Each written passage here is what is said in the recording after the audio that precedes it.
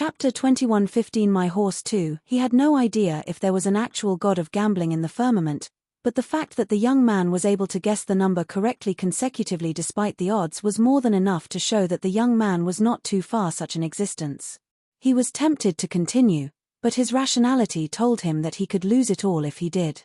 So, he forced himself to take a step back.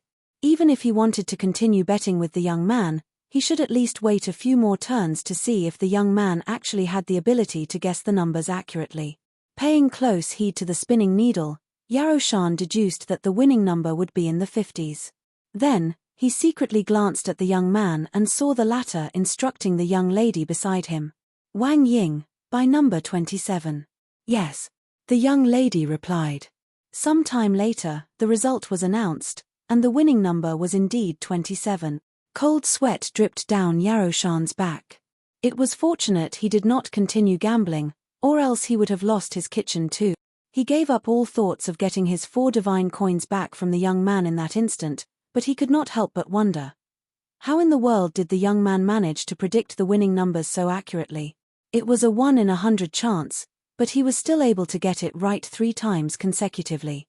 The first time might have been luck, and the second one could have been a great coincidence, but 3 consecutive times. It would really be pushing the boundaries to think that it was luck again. Yaroshan was not the only one who found the situation baffling. Zhao Ya and the others were equally baffled, but their eyes were glowing with admiration and respect. As expected of their teacher, he was outstanding even in the firmament, where the most powerful experts in the universe roamed. Fu Yuan was one of the 3 grand elders of Twilight City, making him one of the most influential and respected figures here. He was only second in position to City Lord Wu Fangqing, and he was in charge of managing the administrative affairs regarding Netherworld Palace. The slot roulette was also under his jurisdiction. After having a sumptuous lunch, he stretched his back lazily before making his way over to the opera house to watch a play. He knew that despite his high-ranking position, he was neither the most influential nor powerful person in Twilight City, but he was content with his current life. As a high-tier god and a grand elder, he saw no need to climb any further up. It was not that he never harbored such thoughts, but he knew that given the limitations of his talent, there was no way he would be able to become a celestial god. Since that was the case, there was no reason for him to waste the little time he had left pursuing something that was futile to him. It would be much better for him to take life easy and enjoy the fruits of the hard work he had put in his entire life. Luo Sheng, check if Little Lotus of the Red Jadeite Pavilion is free or not. If she's free, inform her that I'll be heading over to look for her after I'm done watching my play. Elder Fu Yuan instructed.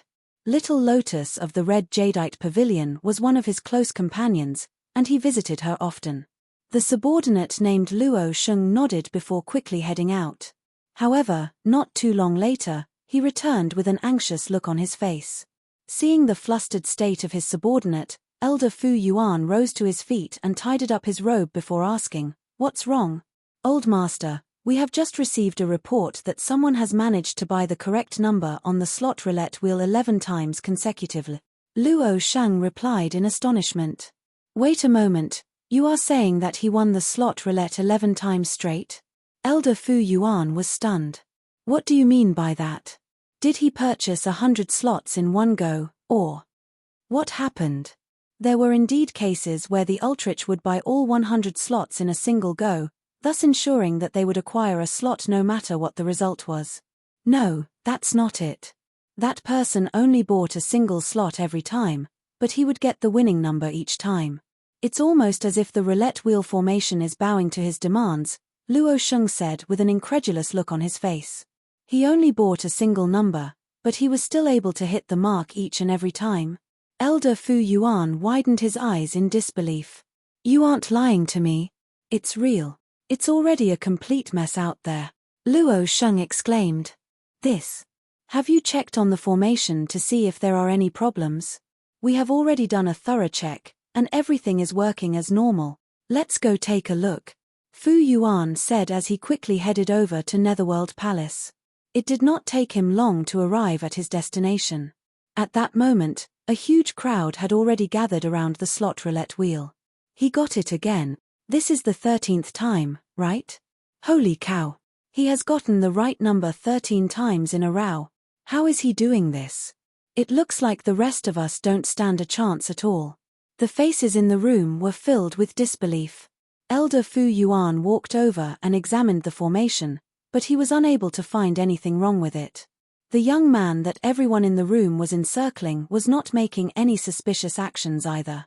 In fact, his hands had been behind his back the whole time. Was it really possible for one to guess the right number 13 times in a row without doing anything? Seeing that the needle on the roulette wheel was about to be spun for the 14th time, Elder Fu Yuan quickly walked up to the platform and said, "Allow me." Then, with a flick of his finger, the needle on the roulette wheel immediately began spinning. A while later, the formation flickered a little before shrouding the roulette wheel in mist. Elder Fu Yuan made sure to check every nook and cranny of the roulette wheel, but he could not find anything wrong with it. By number 13, the young man in the limelight instructed. A moment later, when the formation was released, the needle on the roulette wheel was indeed pointing at number 13. This marked the young man's 14th consecutive victory.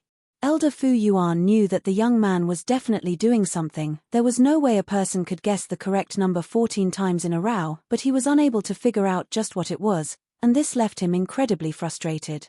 Eventually, he lost his patience and marched right up to Zhongxian. "Who the hell are you?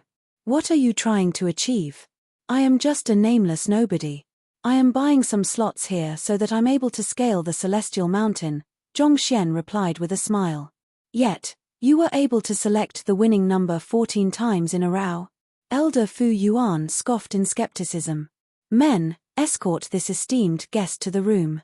I think there's a need to ask him a few questions. You want to take me into custody? Netherworld Palace is the one that placed those slots on sale, and yet, you want to arrest me just because I've been lucky enough to guess the winning number each time?" Zhongxian looked at Elder Fu Yuan mockingly. This system basically worked the same as a lottery.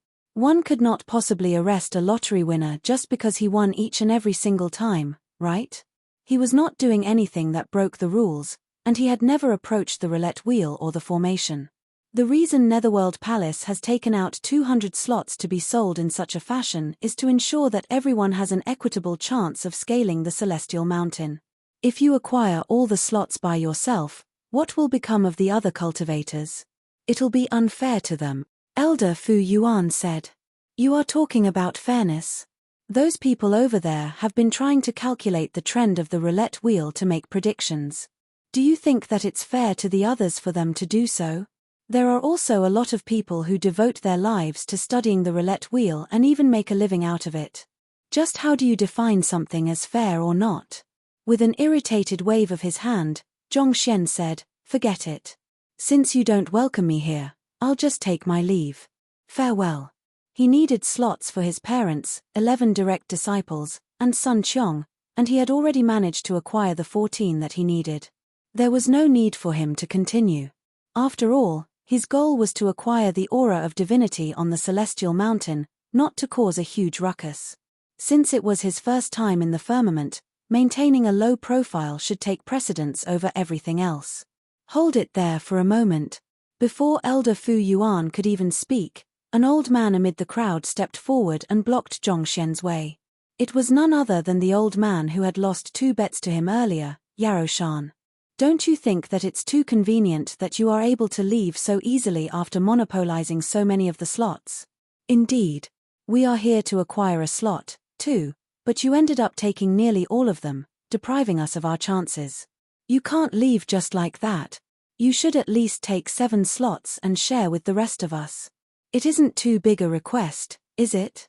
Such complaints could be heard here and there as cold smiles formed on the lips of the crowd.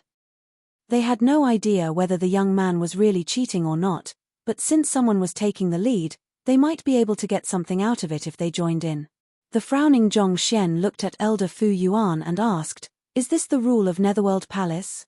You put the slots on sale and yet don't allow anyone from to walk away with them." "Of course not.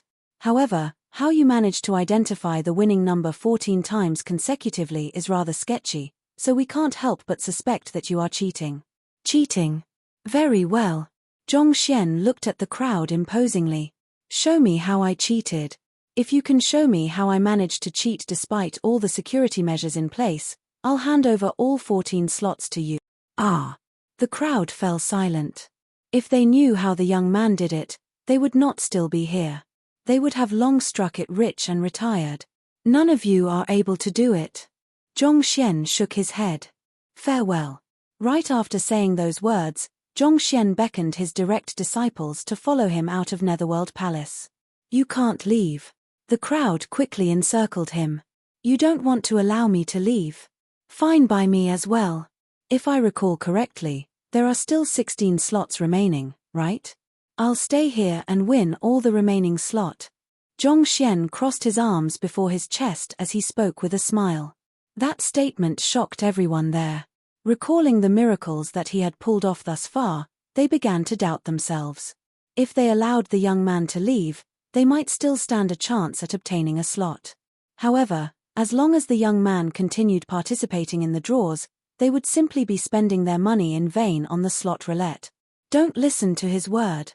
Yaro Shan exclaimed. He only has 14 semi-divinities by his side. He won't be able to draw any more than that.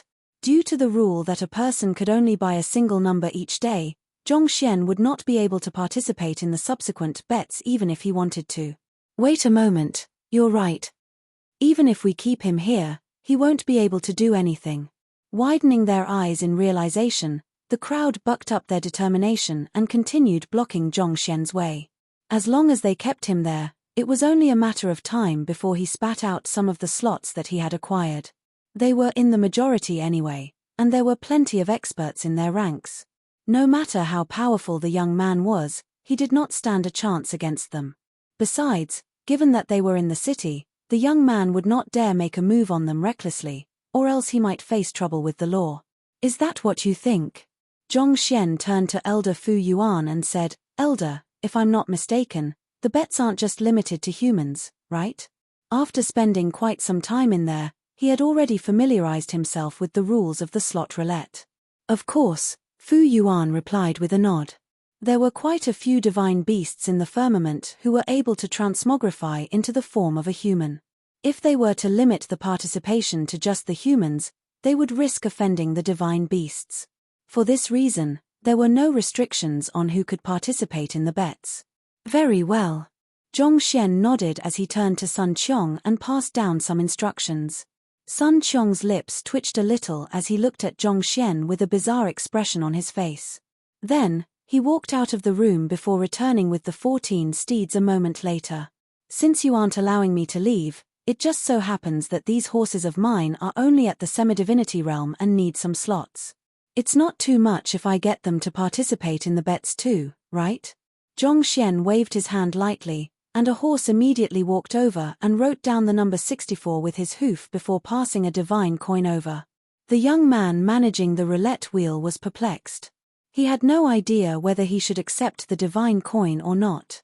However, when he thought more deeply into it, there were indeed no rules forbidding such an act.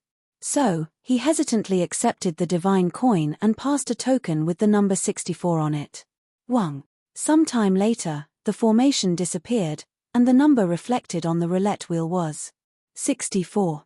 Even horses are able to buy numbers too. There are indeed no rules that prohibit animals from buying numbers. If each of his horses buy a winning number, hell, that will mean that there are none left for us. What should we do? The crowd was really panicking at this point. They had thought that the young man was cornered, but who could have known that the young man would still have such a hand? More importantly, that horse actually had the ability to hand over money and choose the right number. Just what is this world coming to? Are we even less than a mere horse? With twitching cheeks, Elder Fu Yuan eventually passed down an order. Release him. If they did not allow the young man to leave, the latter might very well sweep away all their available slots. This was the first time that he had felt so exasperated about this slot roulette system ever since it was implemented. Who could have known that it could be exploited in such a manner? If not for the fact that those were the rules that he had come up with, he would have really rushed forward to beat up that darned rascal.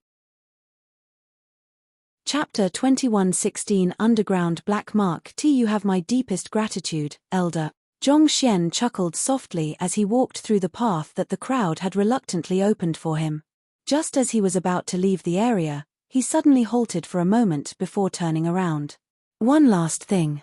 Since Twilight City is serious about maintaining fairness and equity among the cultivators, I am just curious to know if it's considered an act of cheating for someone to sell the number they have calculated to another person in order to profit from this slot roulette system.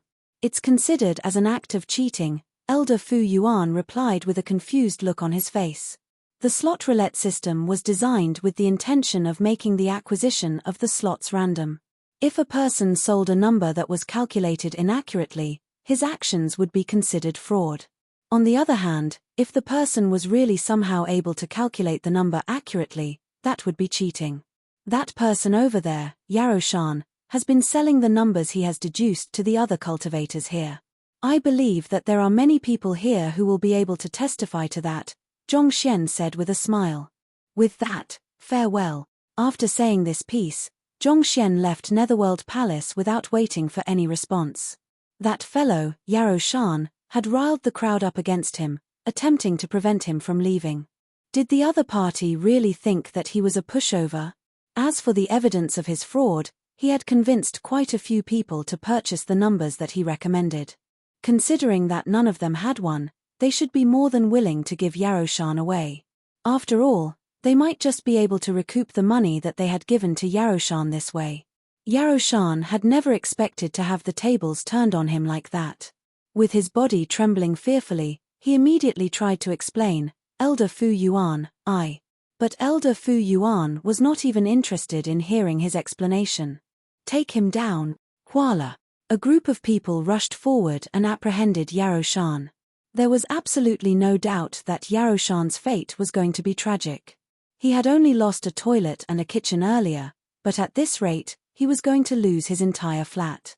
Completely uninterested in whatever was happening inside, Zhongxian and the others swiftly got onto horseback and left Netherworld Palace.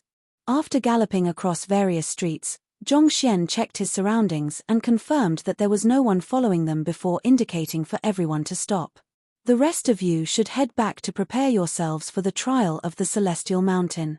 It'll be good if all of you can achieve a breakthrough to godhood. I'll be heading off to settle some other matters first. The crowd nodded in response. After that, Zhongxian turned around and galloped in another direction. It did not take him long to disappear at the end of the street. Shortly after, Zhao Ya and the others quickly made their way back to their residence. They knew that they had to reach the level of the gods in order to not be a burden to Zhongxian. Thus, it was important for them to exploit this opportunity to the fullest. After parting from the group, Zhongxian galloped straight ahead, and it did not take him long to arrive before a certain building. This building looked perfectly ordinary, not standing out in the least along the street. It was the kind of building that one could easily overlook as part of the scenery. Furthermore, the doors and windows were tightly shut, making it look as though it had been abandoned. Zhongxian walked up to the building and knocked on the wooden doors 6 times, 4 long knocks and 2 short knocks. Jia. The doors creaked open. A blind man walked out and said impatiently, "Follow me." Without saying a word, Zhongxian followed the blind man closely. The interior of the building was a little dark, creating an eerie atmosphere. The two of them walked all the way to the innermost room before the blind man suddenly halted and lifted his palm. Understanding the blind man's gesture, Zhongxian flicked his wrist and passed a token over. The blind man touched the token carefully to assess its authenticity before nodding slowly. Then, he placed his palm on the wall. Wang. There was a soft humming sound, reminiscent of a formation coming to life, and the walls swiftly turned transparent. The blind man walked into a transparent wall and passed through it without any problem. Zhongxian followed behind him. Proceeding ahead, there was a flight of stairs that led downward. The entire area was shrouded in deep darkness, making it impossible to discern what lay beyond. All one could see were the inscriptions on the ground that served to conceal this place from view. The flight of stairs was surprisingly short. It did not take them too long to reach the bottom. Zhongxian found himself faced with a boat floating atop an underground river. He quickly got on top of the boat together with the blind man, and the latter began ferrying him forward. The surroundings were completely dark, such that Zhongxian could not see too far ahead even with the eye of insight. He could only trust the blind man to take him to where he wanted to go. For the next hour, all Zhongxian could hear was the sound of oars pushing against the water. At some point, the boat bumped lightly against an incredibly large boulder before lodging into it. It swayed for a brief moment before coming to a complete halt. The blind man got off the boat and led the way forward once more. There was yet another flight of stairs, but this time, it was heading upward. Then, they passed through another wall, and when they finally walked out of the door, they were in a bustling market. It was filled with many different voices, creating a lively atmosphere. "Wait here for me. I'll be right back after completing my transaction," Zhongxian instructed before walking into the crowd. The place he was currently at was the black market of Twilight City. Where rules existed, people would always find ways to circumvent them, and the black market was such an existence. The bandit named Streak of Grey would often visit the underground market to sell the goods that he had plundered from the merchants. There were detailed instructions in one of the books in his storage ring on how one could enter the black market. One could buy practically anything one wanted in this thriving black market, including illegal goods that would be impossible to procure in legal markets. It was just that the prices there tended to be on the higher side. The manager of this massive black market was a particularly seductive lady in her mid-30s. There was an exquisite crimson rose filled with thorns tattooed on her neck that hinted at a capricious personality, and the slightly overpowering scent of perfume she emanated served to further reinforce this judgment. The seductive lady leaned in toward Zhongxian as she spoke. "Hey, you look unfamiliar to me. Do you refuse to do business with people who look unfamiliar to you?" Zhongxian met her gaze calmly. "Of course not," the seductive lady replied as she walked out from the back of the counter. With a smile on her lips, she asked, "May I know what kind of business this dashing young man has with me? We sell all sorts of stuff here, and that includes me." After saying those words, she intentionally breathed out slowly on Zhongxian's face. However, Zhongxian remained completely unfazed as he nonchalantly replied, "I need Mayang beast blood. Is it possible to acquire it here?" He already had the green beast ancient grass on hand, so as long as he could find some way to obtain some Mayang beast blood, he would be able to raise his soul cultivation right away. Mayang beast blood. The Mayang beasts are low-tier celestial gods, so it won't be easy to acquire their blood. The seductive lady took a step back before looking at Zhongxian with a frown on her face. Celestial god realm divine beasts were mostly able to transmogrify themselves to assume forms similar to those of humans, making it extremely difficult to capture them. As such, procuring their blood was no easy feat, I understand. I'll look for another person to work with. Zhongxian rose to his feet and began walking away. Hey, wait a moment. The seductive lady quickly rushed forward to block his way. "Why are you so hasty? What I said is that it won't be easy to acquire it, not that I am unable to acquire it. I need a liter of it," Zhongxian added. "You need so much of it." The seductive lady frowned at those words. "Since you are here to buy the blood of a celestial god realm divine beast, I trust that you know how much it's worth, so I'll just get straight to the point. 3,000 divine coins. 3,000 divine coins? It was Zhongxian's turn to frown. The price doesn't sound right to me. All in all, he had only received roughly 600 divine coins from Streak of Grey, a long way off from 3,000 divine coins. Was Mayang beast blood really that expensive? He had no idea how much the blood of celestial god realm divine beasts was worth, but he had a feeling that the price offered to him by the seductive lady was way beyond market price. He felt that it would cause too much of a ruckus if an ordinary-looking person like him with no particular background was spotted looking around for the blood of a celestial god realm divine beast on the market, so he had chosen to head to the black market straight away. As such, he actually was not too sure about the pricing. "I'm sure you understand how difficult it is to procure the blood of celestial god realm divine beasts. To be frank with you, 3,000 divine coins really isn't much. Besides, as a lady living in a shady place like this, how am I going to find a good husband if I don't earn more while I can?" The seductive lady slowly walked around Zhongxian as she giggled flirtatiously. "If that's not acceptable, why don't you marry me then? I'll give you a discount." 600 divine coins. I'll give you some advice in exchange, Zhongxian replied. 600 divine coins? Are you here to cause trouble? The face of the seductive lady immediately darkened. Voila! As soon as she spoke, black-robed middle-aged men swiftly rushed out from the streets.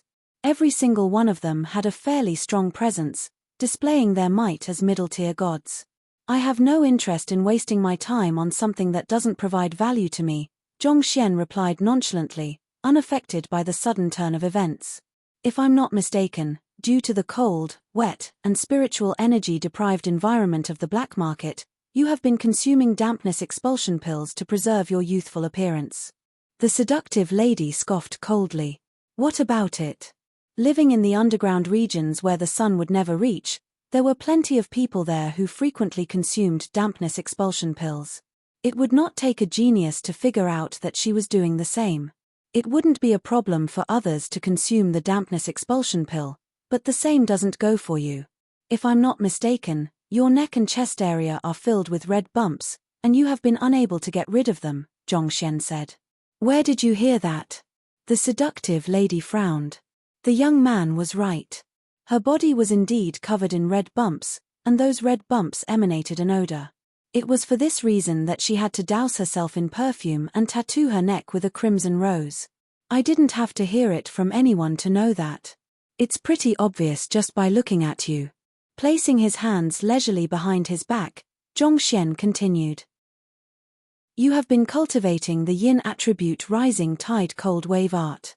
This cultivation technique requires you to absorb the yin attribute energy from rising tides and cold waves, resulting in your body being wetter than the others.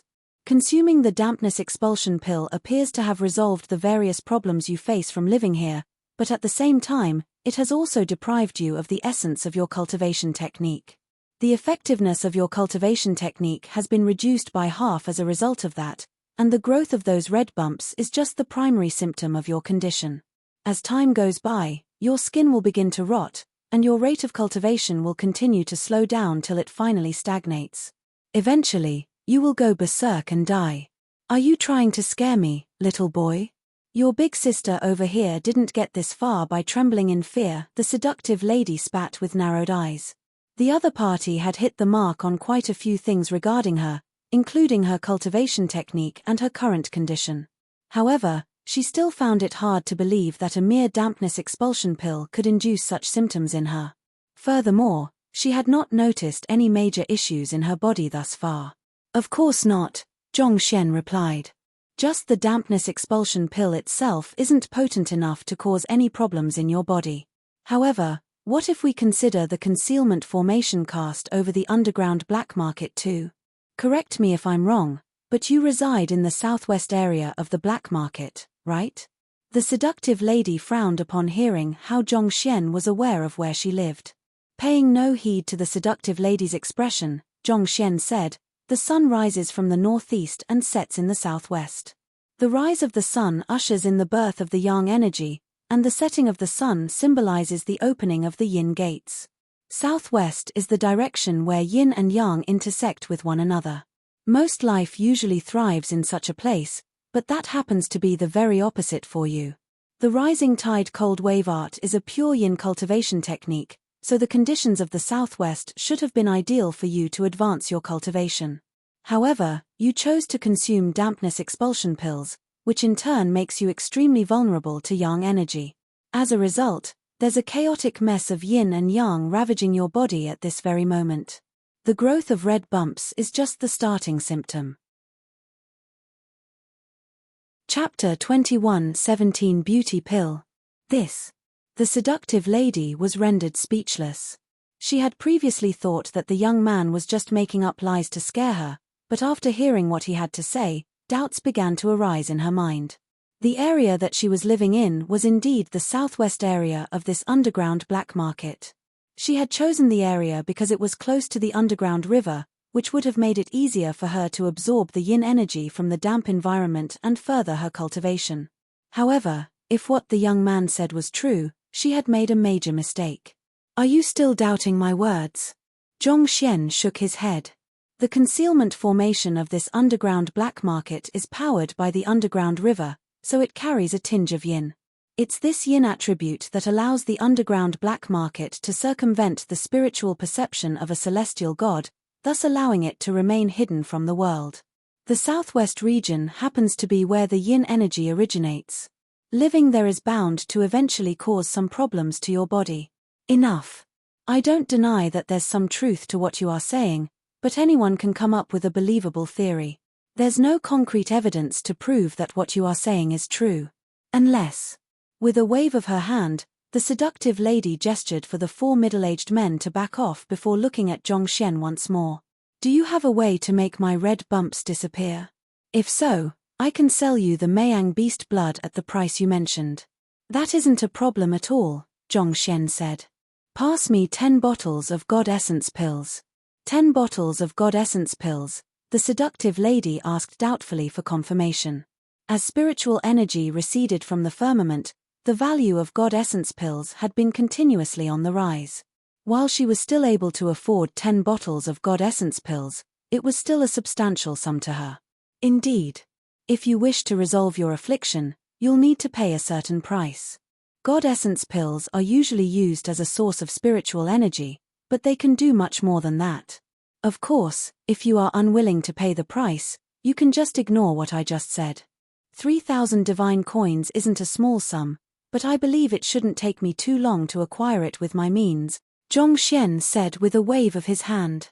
Very well, I'll trust you this once. However, if you are unable to solve my affliction, you need not think of leaving here alive. The seductive lady harumphed coldly.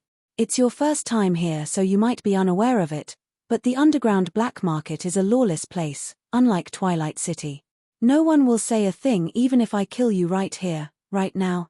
On the other hand, Zhongxian simply stood quietly on the spot. He could not be bothered to even respond to the seductive lady's threats. Soon enough, the 10 bottles of God Essence pills were brought right before Zhongxian. I need an isolated chamber in order to refine these God Essence pills into something that can resolve your affliction, Zhongxian said. The seductive lady stared at Zhongxian quietly for a moment before waving her hand impatiently. An attendant immediately stepped forward and led Zhongxian over to a chamber. Entering the chamber, Zhongxian closed the door before setting up multiple layers of isolation barriers. After that was done, he took out a single God Essence pill, and with a tap of his finger, he infused a surge of Heaven's Path Zhenqiit. The affliction that the seductive lady was suffering from was by no means easy to cure. However, the attributeless Heaven's Path Zhenqi was exceptionally powerful in assimilating all sorts of energy and fusing them together, making it the perfect cure. The reason he had asked for 10 bottles of God Essence pills was, of course, so that he could use them himself. In order to raise his cultivation swiftly, he was bound to require as many cultivation resources as possible. In any case, the underground black market was bound to have done many evil deeds over the years, so he did not feel any guilt obtaining these God Essence pills from her. He kept the placed of the God Essence pills into his storage ring and waited in the isolated chamber for roughly 15 minutes before walking out of the room with a pale face. As soon as he walked out of the room, he saw the seductive lady standing right in front of the entrance, as if trying to prevent him from running away. Zhongxian passed the God Essence pill infused with his Heaven's Path Zhenqi over and said, "Swallow this pill. You used 10 bottles of God Essence pills to forge a single one." The seductive lady looked at Zhongxian suspiciously. "A single bottle contains 10 God Essence pills, which means that I have given you 100 pills in total. Yet, all you returned me is a single God Essence pill. It doesn't seem like the God Essence pill has changed in any way either. Do you take me for a fool? Just give it a try, and you'll know whether it's worth the price or not," Zhongxian replied with a confident smile. The seductive lady carefully assessed the pill to check if it was laced with poison before swallowing it. A moment later, her eyes lit up. She quickly lifted her hand to touch the crimson rose on her neck before ripping her robe to examine her body. Overwhelmed with agitation, her body simply would not stop trembling. The medicine that the young man had given her was truly miraculous. Within just 2 minutes of consuming it, the red bumps that had plagued her for over 2 years actually vanished entirely. At the same time, she found her body feeling lighter than ever. Was this medicine not a little too amazing? You. The seductive lady stared at Zhongxian in shock. She had tried all kinds of medicine and visited all sorts of physicians in order to resolve her affliction, but nothing had worked. It was with no other choice that she had resorted to using perfume and tattoos to hide the symptoms. Who could have known that the young man would be able to see through the root of her problem and solve it with a single pill? This was too frightening. Boss, I don't know if I'm seeing things, but your complexion seems to be much better than before, one of the middle-aged men remarked. The seductive lady was surprised to hear such words. She quickly took out a mirror, and her eyes widened in astonishment when she saw her own appearance.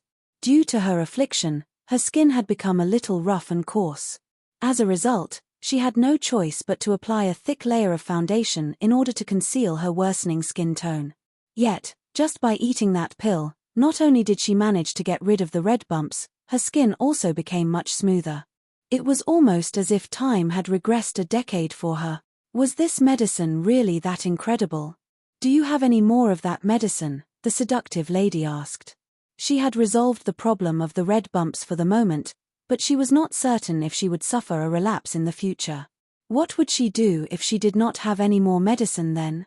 Besides, even if she did not suffer a relapse, the pill would still allow her to preserve her youthful appearance. Just this was enough to make her spend huge sums of money on it. It took me half my life just to successfully forge this single pill, but you still want more?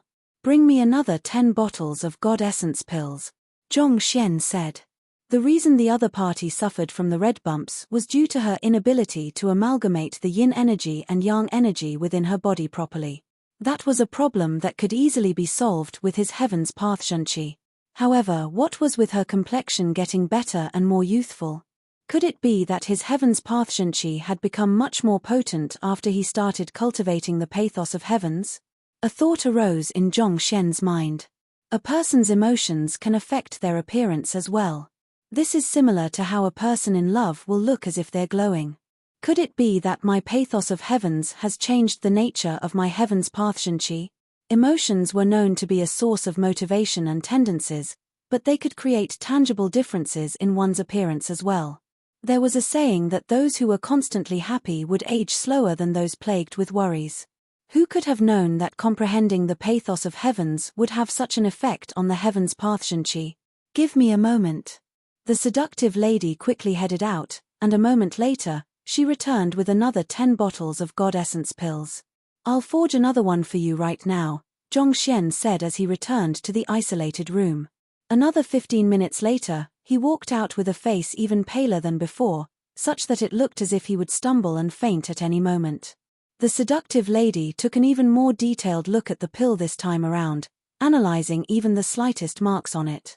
However, she was still unable to discern any differences between it and a normal God Essence pill.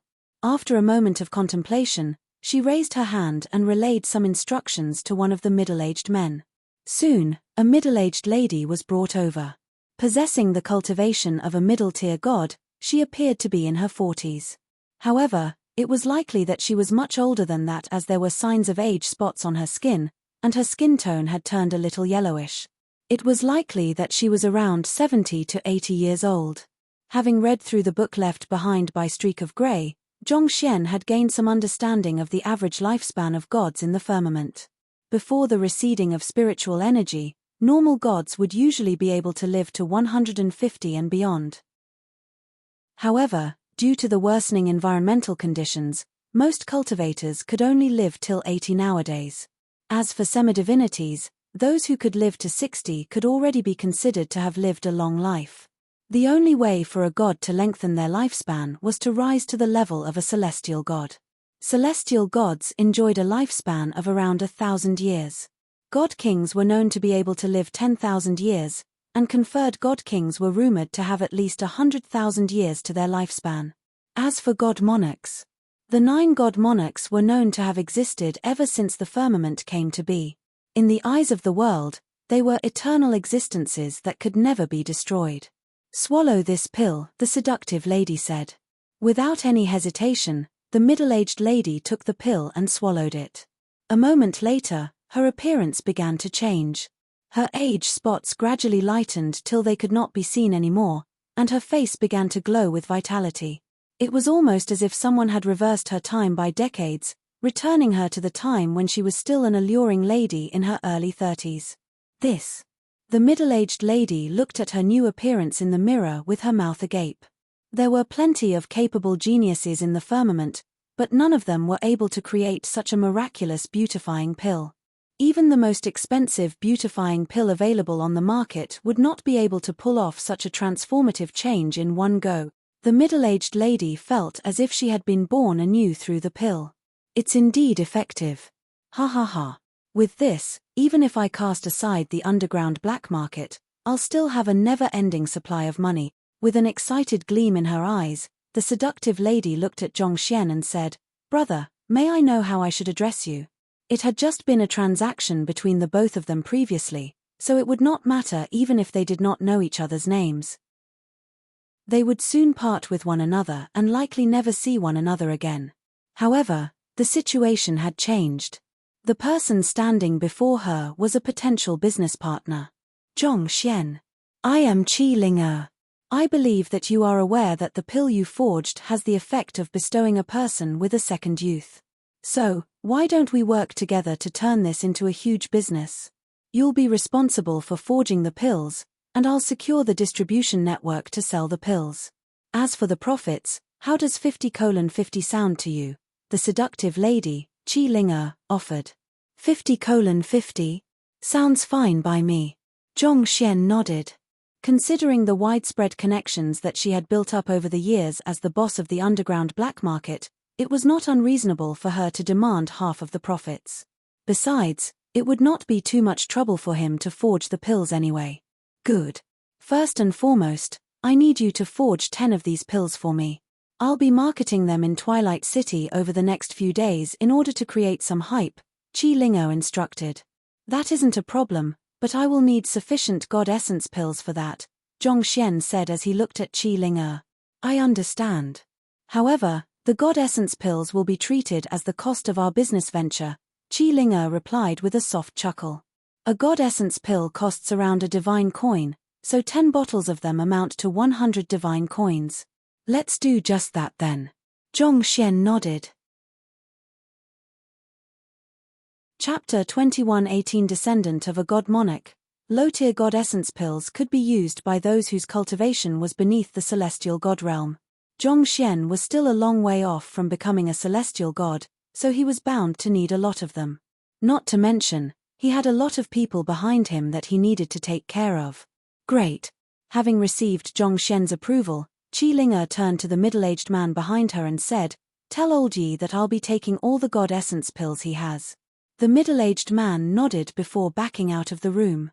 Soon, he returned with a storage ring in hand. "Boss, I bought all of his God Essence pills. There's a total of 300 of them in here. He says that he'll find a way to procure more if you still need more of them." Good. Qi Ling'er nodded in response. She quickly moved the God Essence pills in the storage ring into another one before passing it over to Zhongxian. "I have 3 God Essence pills here. I need 13 pills. I know that you are still in a feeble condition at the moment, so I'll give you 10 days to forge the pills. There's no need for that. I don't like putting things off for later. Wait here for a moment. I'll pass them over to you in a moment's time." Zhongxian dragged his weakly slumping body into the isolated chamber and closed it shut. Around 15 minutes later, he walked out and passed 2 jade bottles over to Qi Ling'er. He looked even more haggard than before. His face was pale, and a trail of blood was trickling down his lips. His body was swaying weakly from side to side, and he looked so exhausted that it was hard to believe that someone could remain alive in such a state. After prying open the jade bottle to take a look, Qi Ling'er widened her eyes in surprise. "This is 20 pills." Previously, the young man had only been able to make a single pill out of 100 God Essence pills, so she was delighted to see that there 7 extra in the jade bottle. "I was lucky to succeed more this time," Zhongxian replied hoarsely. "Wonderful, you have truly done well. This is a divine card that is commonly used in the firmament. I'll be transferring the profits from the pills directly into the card, and the amount will be 50% of the profits," just as we agreed on before, Qi Linge said gleefully as she passed a card over. Zhong Xian could tell that the divine card was likely to be equal in terms of value to a storage ring, so he accepted it with a satisfied smile.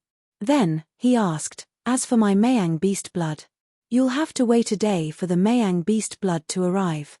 I don't have that much here at the moment, so I_LNE carrot to have the goods transferred over from the other black markets. Even at the fastest speed, it'll still take a day at the minimum," Qi Linge replied. "Don't worry, I always make sure to take good care of my business partners. As for the money, there's no need for you to give it to me. We'll just deduct it from your share of the profits, all right?" Zhong Xian nodded in response before bidding farewell. "I'll be taking my leave then." After saying his piece, he turned around and left the store. He swiftly found the blind man and returned to Twilight City via the same boat. As soon as he left, the middle-aged lady who had consumed the beautifying pill earlier asked, "Young mistress, since that fellow was able to create such a formidable pill, why don't we just imprison him and force him to fork out the pill formula? Isn't it a huge waste to share the profits with him?" Qi Linge was providing the raw materials and handling the marketing, the distribution network, and everything else. All the young man had was the know-how to forge the pills. There was no reason for them to pay him such a huge amount of money for that. It was not as if they were in Twilight City. As long as they captured the young man, it was only a matter of time before he was forced to spit out the formula.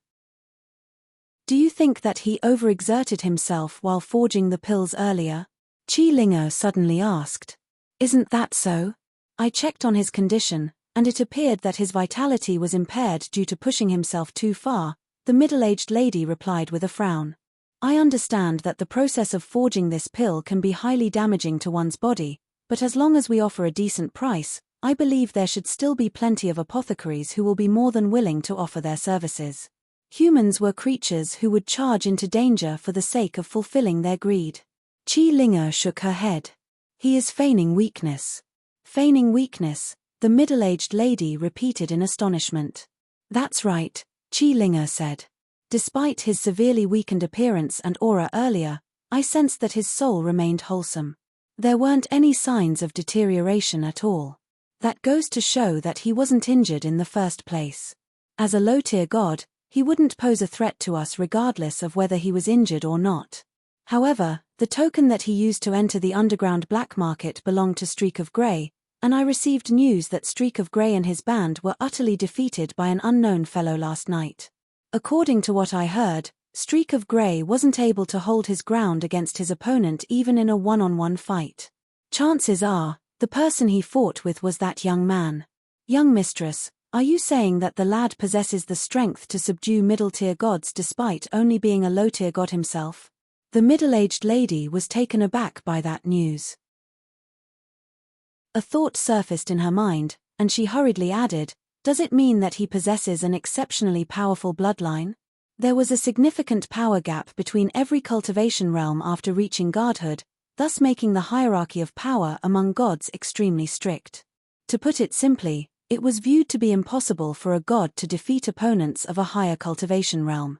There were only two possibilities if someone was able to pull something like that off. The first possibility was that the individual was a genius that boasted unbelievable talent, similar to the heaven-subjugating monarch. Through sheer talent, these geniuses were able to surpass the limitations of their bloodline to reach a height beyond any of their predecessors. However, these geniuses were extremely rare to come by, and most of them already possessed exceptional strength at a young age. The second possibility was that the individual possessed an extremely powerful bloodline, similar to that of the dragon tribe, phoenix tribe, or some other unique divine beast. Given that the young man was already in his 20s, it was unlikely for his talents to have not bloomed yet. The fact that he was still low-tier god at his age meant that his talent was average or subpar.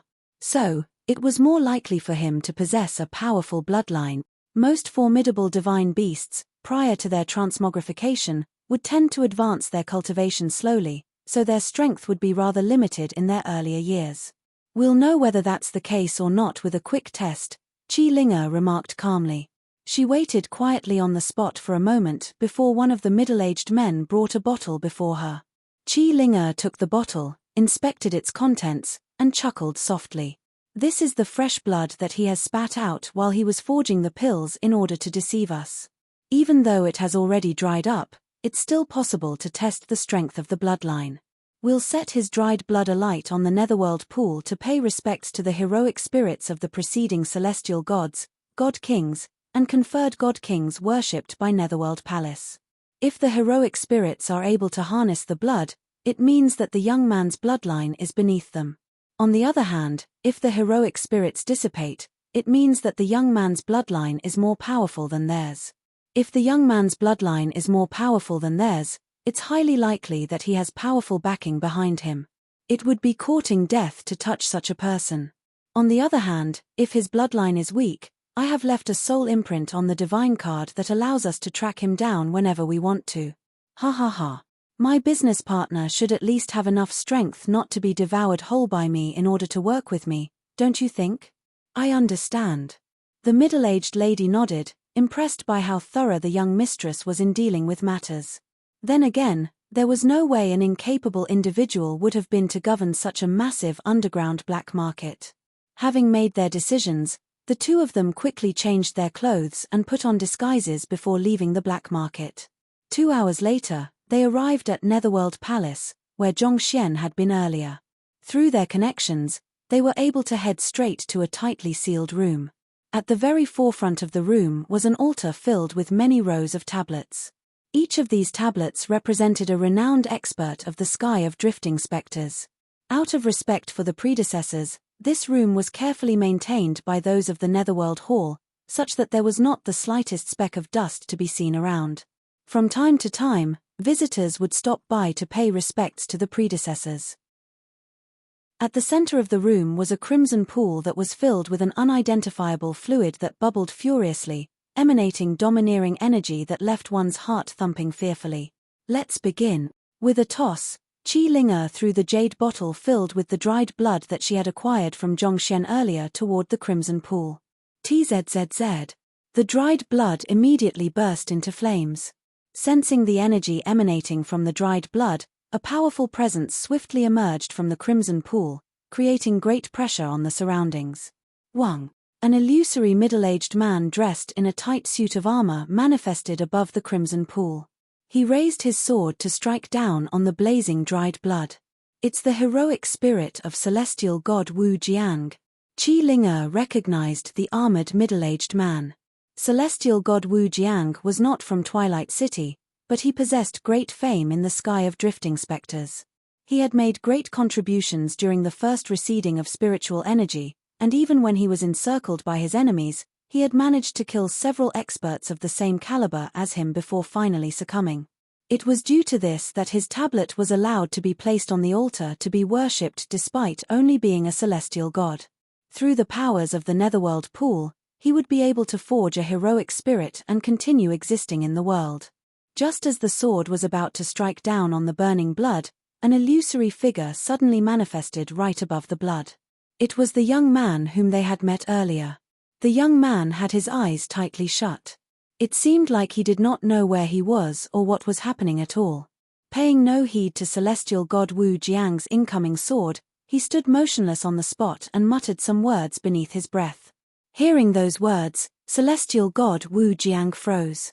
A moment later, his knee caved in, and he knelt on the ground. He is paying respects to the young man? Qi Ling'er's eyes narrowed in disbelief. Does this mean that the young man carries the bloodline of a god king? There was only one instance where a celestial god would bow down to another person, and that was if the person's bloodline was stronger than his. The only beings possessing stronger bloodlines than the celestial gods were the god kings. Even the city lord of Twilight City was only a low-tier celestial god, but this young man actually possessed a bloodline that was comparable to the god kings. Did that not mean that there was a good chance that he might become a god king in the future? Who? Shortly after celestial god Wu Jiang knelt down, the crimson pool began to bubble furiously once more, and yet another illusory figure manifested in the air. This time, it was a young man with a crown on his head. He carried a spear in his hands, and he stood with imposing airs. It is the god king of transcendent flames. I have heard of his legend before. With a spear in hand, he achieved the outstanding record of slaying 3 god kings one after another, making him a feared existence even among the god kings. If not for his premature death, he might very well have become a conferred god king by now. Qi Ling'er clenched her fists tightly as she spoke in agitation. In the midst of her words, the illusory figure of the god king walked over to the young man and thrust his spear toward him. Just as everyone thought that the powerful god king of transcendent flames would devour the young man whole in order to buff himself, the spear suddenly halted at the very last moment. Then, just like celestial god Wu Jiang, he knelt on the ground like an obedient student. Qi Ling'er felt a little light-headed upon witnessing such a sight. Even a god king had submitted to him? Just how powerful could that fellow's bloodline be? Su. The crimson pool bubbled yet again, and another illusory figure manifested in the air. Dressed in a silver helmet and armor, this young man carried whips in both hands. His arms were bulging with power, hinting at the unbelievable strength that he wielded. "It's conferred god Nangong Ping," Qi Ling'er exclaimed with a hushed voice, fearing that she would offend the other party. Conferred god kings were existences who enjoyed lifespans of beyond 100,000 years. Under normal circumstances, it was extremely difficult for them to die. However, there were exceptions. 40 years prior, Nangong Ping's body had been torn to shreds by a single finger of the Heaven Subjugation Monarch, leading to instant death. Even though he was defeated by a single finger, that did not mean that he was weak. It would be sheer naivety to think that a person who could rise to a position that was second only to the god monarchs could possibly be weak. The young man should finally cave in. Nangong Ping brandished his whip to strike the young man. But before anyone could react, he suddenly retracted his whip and knelt down beside celestial Wu Jiang and the god king of transcendent flames. Even a conferred god king has kneeled down to him. Could it be that? The cheeks of Qi Ling'er and the middle-aged lady quivered as a terrifying thought popped in their minds. The bloodline of a god monarch? Chapter 21-19 Valley of Falling Clouds. God Monarchs. They were existences who stood at the very peak of the 9 skies and the 10,000 worlds. Every single one of them wielded transcendental powers such that even the firmament would bow to their wills, making them beings that none dared oppose. And the young man whom they had met earlier actually carried the bloodline of such powerful experts. What the heck was going on? Is there a mistake somewhere? The middle-aged lady asked with a meek voice. Based on what I know, His Majesty Demon Monarch Chenkuan doesn't have any offspring or successors. There were only 9 god monarchs in the world, so those who possessed the bloodline of a god monarch would have to be a direct descendant of the 9 of them. However, the god monarch of the sky of drifting specters was the Chenkuan Demon Monarch. It was a known fact in the firmament that he was single and did not have any offspring.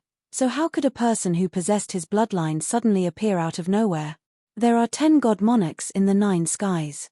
Just because the young man appeared in the sky of drifting specters doesn't necessarily mean that he's the offspring of god monarch Chenkuan, Qi Ling'er replied with a quivering voice. Based on the information I received, back when he was killing Streak of Grey, he used a powerful sword art. Using the words of the informant, the conceptualization of the sword art was more profound than anything I have seen before. The middle-aged lady widened her eyes. Young mistress, do you mean to say that there's a good chance that he's someone from the sky of heavenly sword? The descendant of the retired sword god of the sword hut? I have no way of knowing that for sure. I dare not speak carelessly about the affairs of the god monarchs. Qi Ling'er shook her head before taking in a deep breath to calm herself.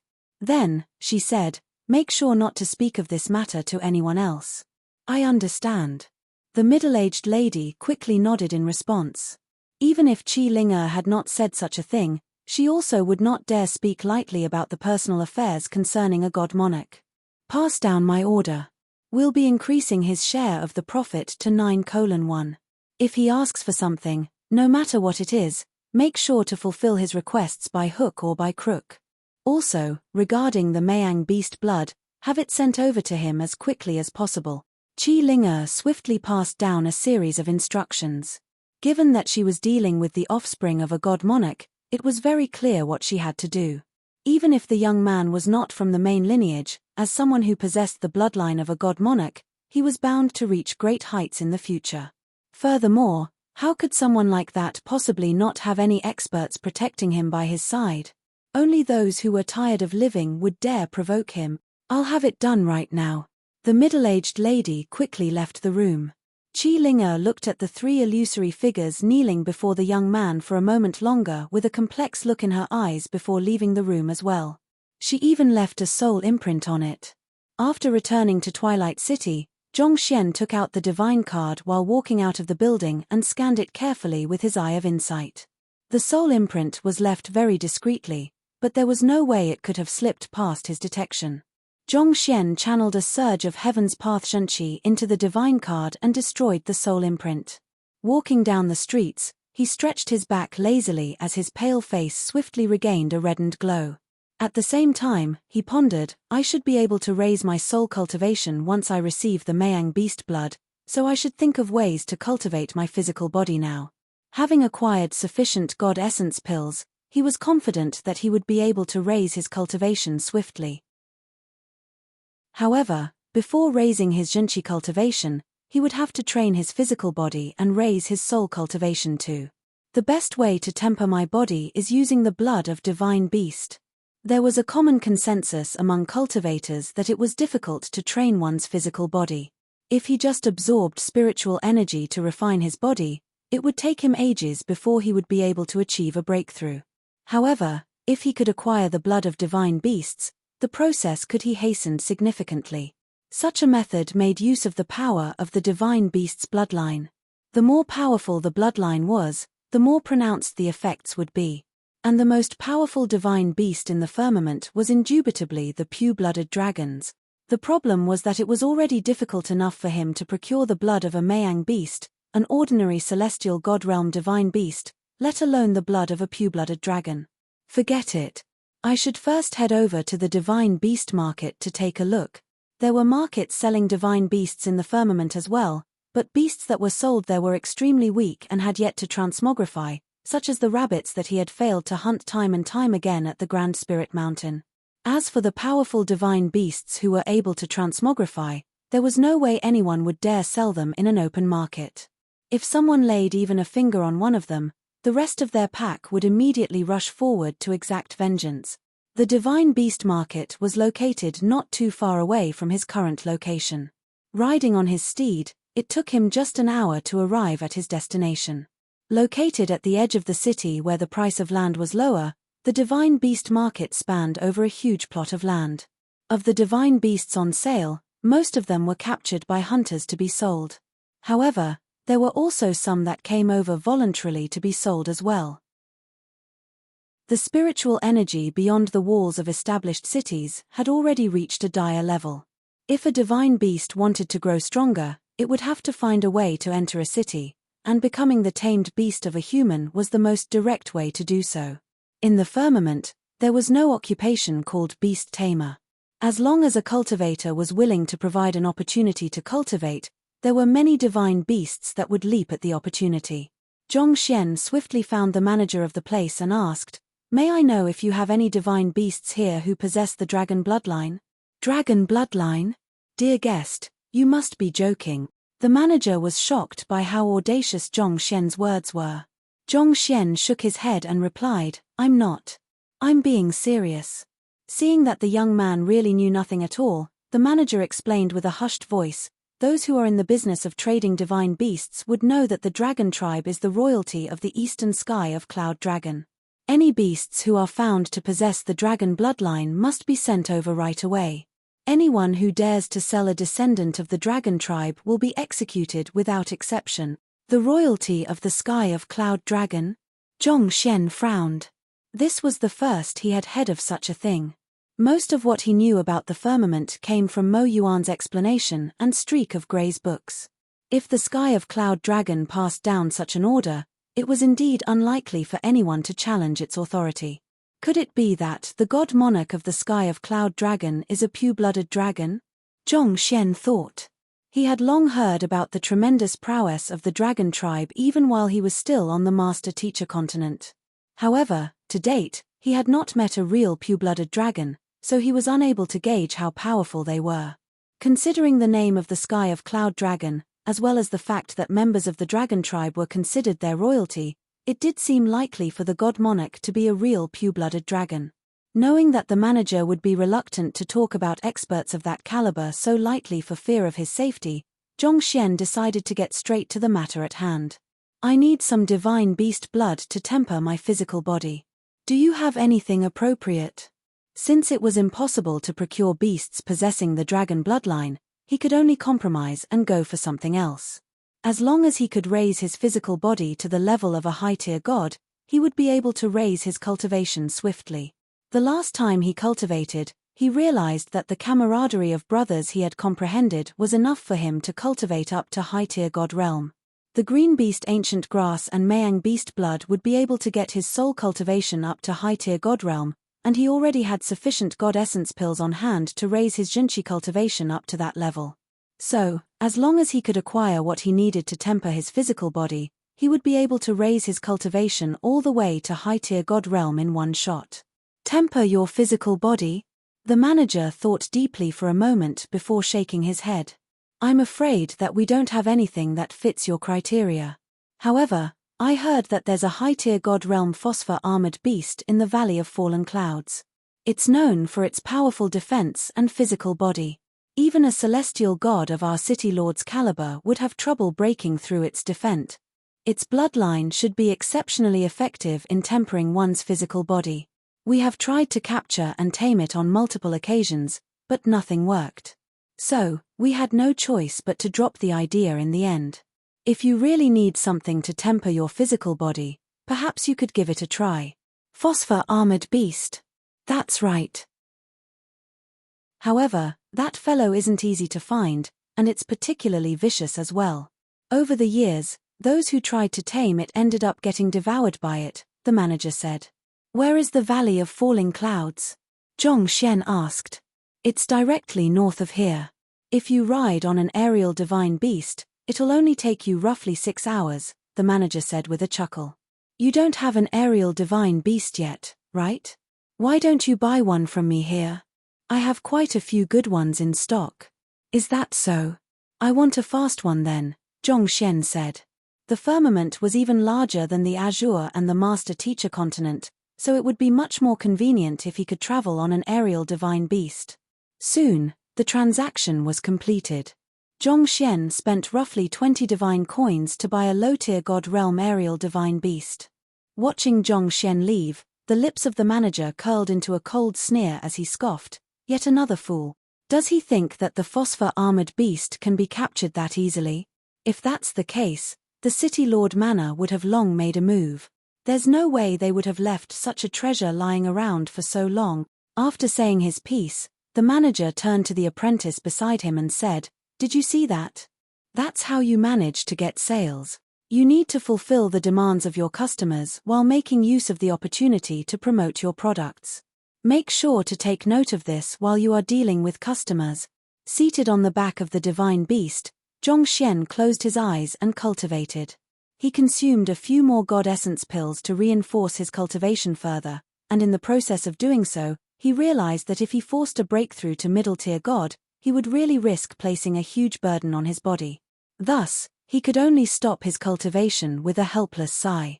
The firmament was vastly different from what he had imagined. Somehow, the gods did not appear to be as happy as he thought they would be. Instead, it felt like people were much happier and content on the Master Teacher continent. After leaving the city, the spiritual energy in the air immediately became incredibly thin.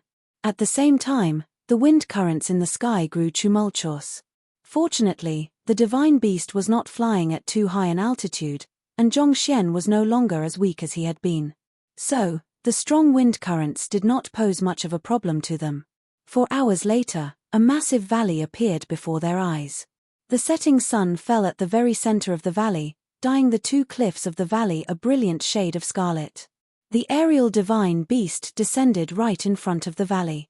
Zhongxian instructed it to find a place to rest in the vicinity before heading into the valley.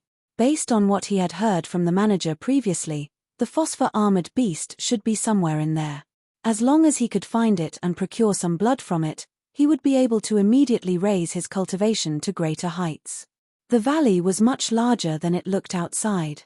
Zhong Xian walked for 2 hours straight, to the point that the sun had set, but he was still unable to find anything. Disappointed, he was just about to return to Twilight City when he saw a faint flame in front of him. It appeared to be a bonfire. Zhong Xian frowned. Could it be that there's someone else looking for the phosphor-armored beast here? This valley was remote, sparse in spiritual energy, and did not have any valuable medicinal herbs or anything. It was likely that the person who had started the bonfire had gone there with the same motive as him. After all, even the manager of the Divine Beast Market was aware of the existence of the phosphor-armored beast, and it did not seem like he had any qualms telling others about the matter. It stood to reason that there should be quite a few people in Twilight City who knew about this matter. Similar to how it was on the Master-Teacher continent, whenever a powerful beast appeared, plenty of people would gather around to try their luck. If they could somehow tame the beast, their fighting prowess would rise by leaps and bounds.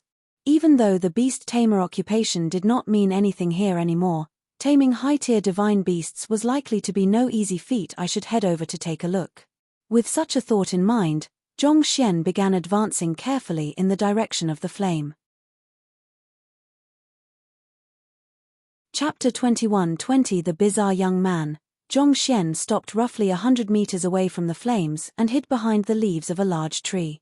He reined in his aura to conceal his presence before discreetly peeking at the sight ahead of him. The bonfire was lit right in front of a cavern. Seated in front of the bonfire was a powerfully built young man. He was roasting a skinned gazelle above the bonfire. Roasted to golden perfection, a thin layer of juicy oil could be seen seeping out of the gazelle. Even from a distance away, one could smell the salive-inducing fragrance. Roasting out here in the middle of the night. Zhong Xian frowned in confusion. He had encountered a gazelle during his time at the Grand Spirit Mountain. He had tried to capture it in hopes that it could improve the diet of the group, but even though the gazelle was not too strong, it was fast on its feet. The rate at which it was able to climb cliffs was even faster than a monkey climbing a tree. Even with his current strength, he felt that he would still have some difficulties trying to capture one. Yet, this brawny young man was actually able to hunt one down. Furthermore, he was even roasting it so openly in the middle of the night, not fearing the high-tier god realm phosphor-armored beast at all. From the looks of it, it seemed like he possessed strength that should not be underestimated. Zhong Xian was perplexed, but he waited quietly on the spot. Soon, the gazelle was finally cooked. The young man tore off a leg and began biting the meat in large mouthfuls. Between bites, he would gulp down wine from the gourd placed beside his foot heartily. It did not take him long to finish the gourd of wine, so he casually took out another one from his storage ring and continued drinking. In less than 15 minutes, he had already eaten half of the gazelle and downed 3 gourds full of wine. His face was flushed from intoxication, and his head was swaying from side to side. It appeared as if he was going to doze off very soon. Zhong Xian was rendered speechless. Does he really have the skill to back it up, or is that just blind courage? He had learned from experience that the darkness of the jungle was fraught with danger. Many ferocious beasts would choose to make a move at this time, yet the young man still roasted his meat so openly. Just the scent coming from the meat was enough to cause him a great deal of trouble. More importantly, he even drank wine. What if someone attacked him at this moment? Would he really be able to protect himself properly? Zhong Xian was a little bewildered by the young man's actions, but he still chose to keep his distance and watch on.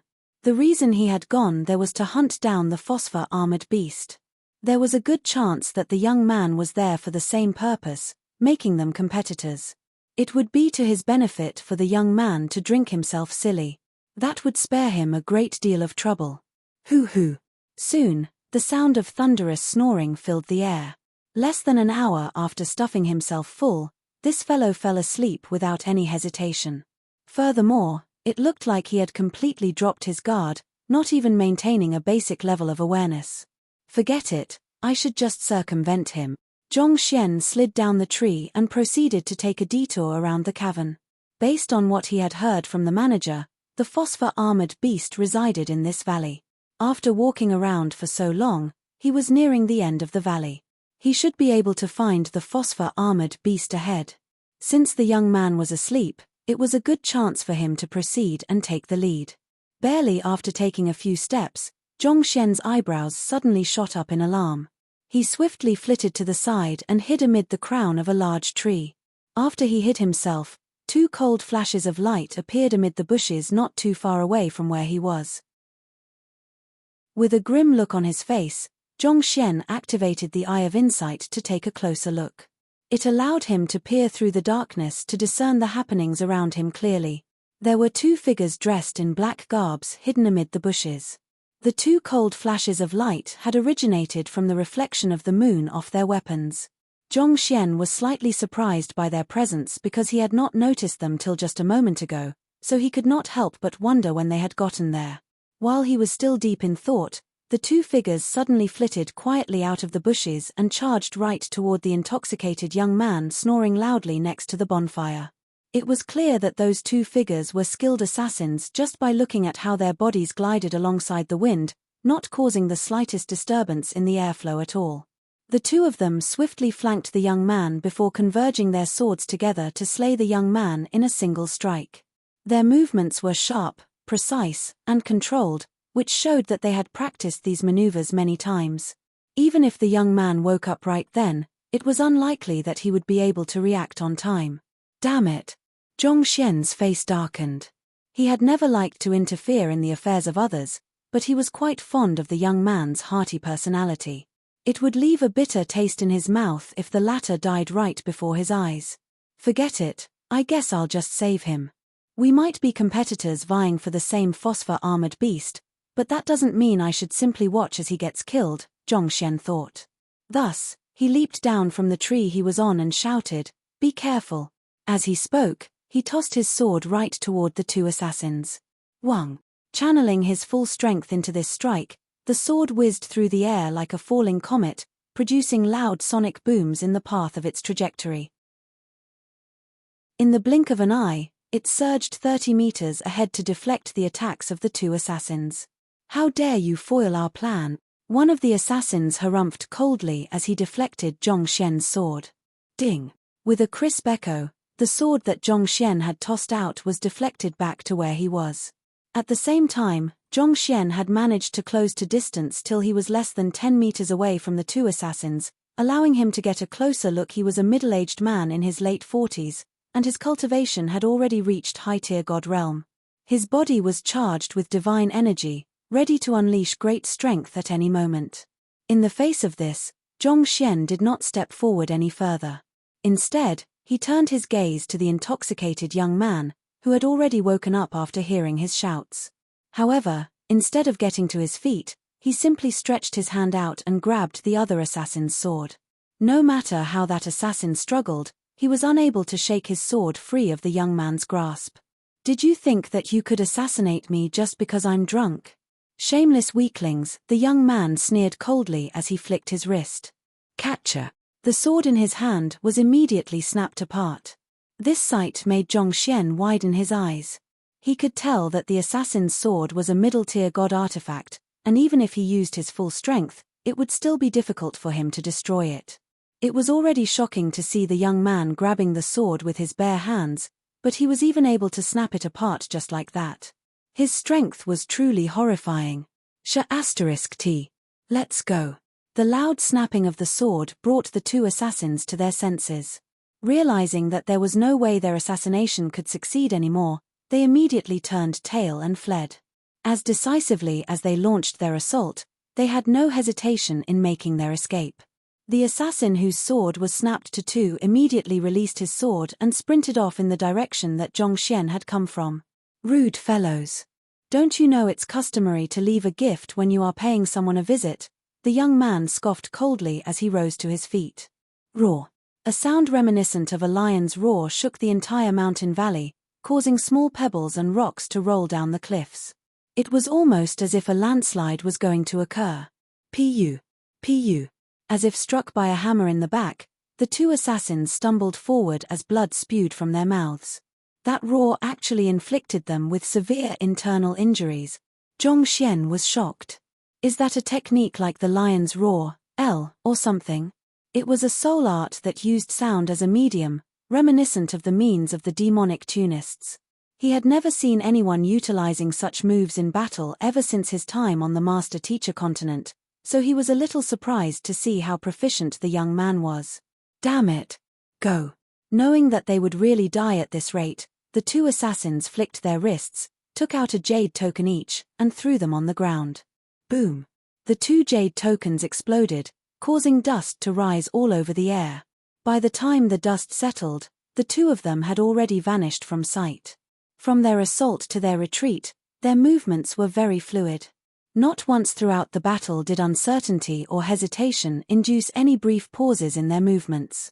From this, it could be seen that they were veterans in the field. Who? Instead of attempting to chase the 2 assassins, the powerfully built young man sat back down by the bonfire before assessing Zhongxian curiously. Intrigued, he asked, "Why did you save me?" "Save? I think you are overstating it. Given your prowess, even if I didn't warn you, there's no way those 2 would have been able to injure you."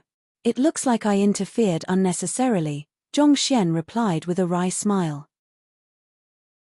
He had thought that this young man was in a precarious position earlier, which was why he had stepped forward to save him. Yet, who could have known that the young man was more powerful than he thought? In fact, it appeared that the young man had feigned sleep in order to lure those 2 into action. So, it would indeed be inaccurate to say that he had saved the young man.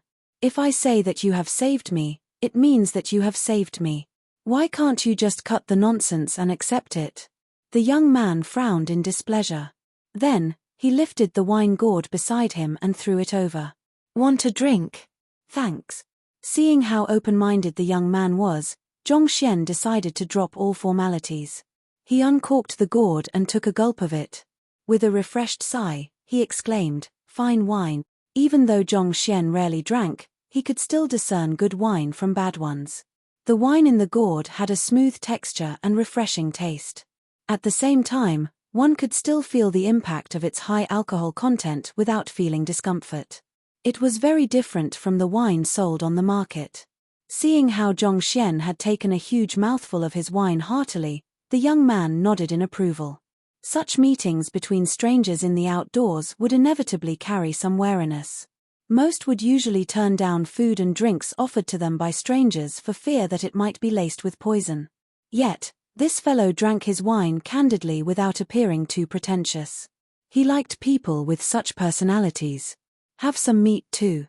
The young man tore off the front leg of the gazelle and tossed it over to Zhongxian. Zhongxian was already starving, so he did not hesitate to take a bite out of the gazelle. He had to admit that the flesh of divine beasts was indeed on a whole new level. He expected the gazelle meat to be tough and difficult to chew, but contrary to his expectations, the meat seemed to melt right in his mouth before sending a surge of warmth throughout his body. After finishing the gazelle meat given to him and drinking a few mouthfuls of wine, Zhongxian felt deeply satisfied. It was almost as if the fatigue he had accumulated over the day had vanished. With a smile on his lips, he got up from the bonfire side and stretched his body lazily before saying, "I will take your meat and wine as repayment for saving your life then. I still have some matters to attend to, so I'll be heading off." After saying those words, he continued into the depths of the mountain valley. It was on a whim that he had decided to lend the young man a hand. This was nothing more than a momentary stopover for him. He still needed to find the phosphor-armored beast so that he could raise his cultivation quickly. The young man took a glance at the direction Zhongxian was heading in and said, "It's the middle of the night. What are you going to do in the valley at such a time?" Great dangers lurked within the mountain valley in the middle of the night. Why would the young man choose to travel then instead of waiting for dawn? "To be frank with you, I have reached a bottleneck in my cultivation, so I'm seeking a way to overcome my current bottleneck," Zhongxian replied. "A way to overcome your bottleneck?" The young man nodded contemplatively. He had taken a look at the other party's cultivation, and it was true that the other party was already on the verge of becoming a middle-tier god. It was understandable that he was anxious to take the final step forward given how close he was to a breakthrough. "I have been to this mountain valley many times, so I am still quite familiar with the surroundings. Tell me what you are looking for. I'll help you look for it," the young man offered. Well, it's like this. Zhongxian pondered for a brief moment before deciding to be honest with the young man. Due to the unique nature of my cultivation technique, I'll need to achieve a breakthrough in my physical body and my soul cultivation before I can advance my zhenqi cultivation. I have already found a way to raise my soul cultivation, but I'm still having some trouble finding a way to temper my physical body. Just earlier today, I heard that there's a phosphor-armored beast here whose blood is particularly useful for tempering one's physical body. So, I decided to head over to take a look. Phosphor-armored beast. You want to procure its blood? The young man was surprised by what he had just heard. With a bizarre smile on his lips, he asked, "Do you think that someone of your fighting prowess will be able to deal with a high-tier god realm divine beast?" 1. This is a technique from Louis Ch's famous novel, Heavenly Sword and Dragon-Slaying Saber. Chapter 21 Phosphor-Armored Bees. I doubt so, Zhongxian replied awkwardly. Possessing both the pathos of Heaven's cultivation technique and sword art, he could defeat even middle-tier gods easily. However, it would not be as easy for him to deal with a high-tier god. Not to mention, the other party was a powerful divine beast. Of course, his goal was not to kill the phosphor-armored beast but to acquire some of its blood. Through the abilities of the Library of Heaven's Path and his persuasive speech, he was confident that he could convince the other party to give its blood or even submit to him. After all, the key to his beast-taming skills had never been his fighting prowess but the overflowing charisma dripping from him. Well, in the very slim chance that his charisma failed to work its charms, it was always possible to make a trade using god essence pills too. He had plenty of it anyway. Given that the mountain valley was lacking in spiritual energy, the phosphor-armored beast should be more than glad to make a trade with him. You sure are brazen, aren't you? Despite not being all that confident, you still dare to come all the way here. The young man shook his head and sighed. There's also another thing that bewilders me. You claim that you want to obtain the phosphor-armored beast's blood, but do you even know where it stays and what kind of form it takes?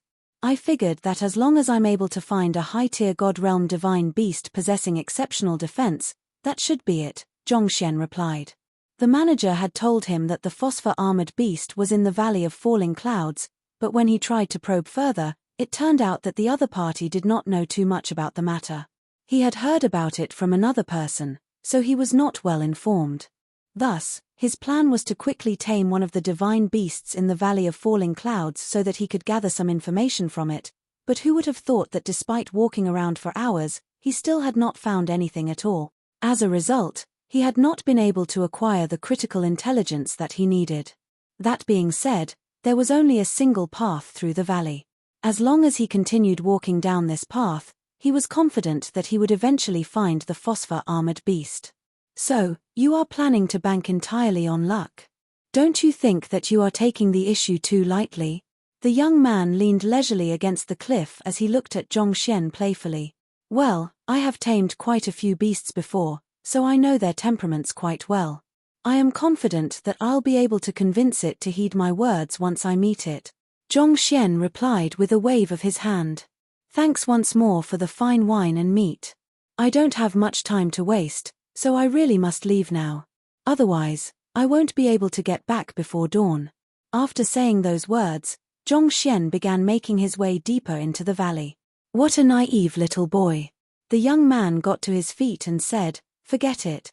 Since you saved my life today, I'll help you look for the phosphor-armored beast." That would really be imposing too much on you, Zhongxian replied with a shake of his head. I know that you are strong, but the phosphor-armored beast is a divine beast known for its defensive capabilities. I reckon that even you will face difficulties trying to deal with it. I don't think that I should put you at risk over my own personal issues. It's fine, it's fine. I'm free at the moment anyway. What kind of person would I be if I nonchalantly watched as my benefactor dived into danger? Besides, I reckon that you won't be able to find the phosphor-armored beast before dawn given how you are fumbling around the place. Picking up the half-filled gourd of wine beside him, the young man walked up to Zhongxian. It was only at this moment that Zhongxian noticed that the young man was extremely tall, towering at a height of more than 2 meters. His height, paired with his powerfully built body, gave him a very strong presence. Since that's the case, I'll accept your goodwill graciously then. Of course, it wouldn't be right for me to engage your help without giving you anything in return. Here are 5 God Essence pills. Treat it as compensation for your help, Zhongxian said as he tossed a jade bottle over. He did not like to owe others favors. Since the young man was insistent on helping him, he would just have to make sure he rewarded the young man accordingly. Even for a high-tier god, 5 God Essence pills could be considered a relatively hefty sum. Oh! The young man was slightly surprised by the offer. He took the jade bottle from Zhongxian's hand and uncorked its lid. There were indeed 5 God Essence pills inside. He picked one up and sniffed it to ensure that it was indeed a real God Essence pill before his eyes lit up in delight. Thanks. Popping it into his mouth, he felt warm spiritual energy flowing through into his meridians, nourishing his body. With a satisfied smile, he stowed the remaining God Essence pills into his pocket before walking toward Zhongxian. Come, follow me. I'll bring you to the phosphor-armored beast. Zhongxian followed him, and together, they headed even further into the valley. Due to the unique terrain of the valley, the wailing of the wind grew louder and louder the deeper they proceeded. The two of them continued walking for almost an hour before the young man finally stopped before a pitch-black cavern and said, "We've arrived. The cavern over there is the home of the phosphor-armored beast." The entrance of the cavern was incredibly tall, the height of 10 humans. At the same time, its interior was completely dark, making it impossible to discern what was within from the outside. That's it? Zhongxian asked in confusion. It appeared that the phosphor-armored beast was larger than he thought. Otherwise, there was no way it would have been able to create such a massive cavern to use as its lair. Yap. You wish to capture it, right? Go in then. I'll be right behind you, so call out to me if you really need help, the young man said. All right then. Zhongxian nodded. He took a deep breath before discreetly flitting toward the cavern. The young man quickly followed him. It did not take them long to arrive before the entrance of the cavern. Zhongxian activated his Eye of Insight before heading into the cavern. To be safe, he made sure to walk alongside the walls of the cavern. Soon enough, the passageway opened up, revealing an empty clearing. A hint of light could be seen from the empty clearing. It should be there, the young man told Zhongxian through Zhenqi telepathy. Zhongxian raised his head and saw a massive divine beast sleeping atop the stone pedestal within the clearing. It was roughly 7 meters in length, and its body was covered in grayish fur. Why does it look more like a wolf to me? Zhongxian frowned. No matter how he looked at it, the divine beast before him clearly resembled a wild wolf. The phosphor-armored beast was rumored to possess unparalleled defense. It was hard to imagine that the fur was so resilient as to provide unparalleled defense. That fellow is definitely it. I come here often, so there's no way I can be wrong, the young man replied with a nod. I understand, Zhongxian replied solemnly.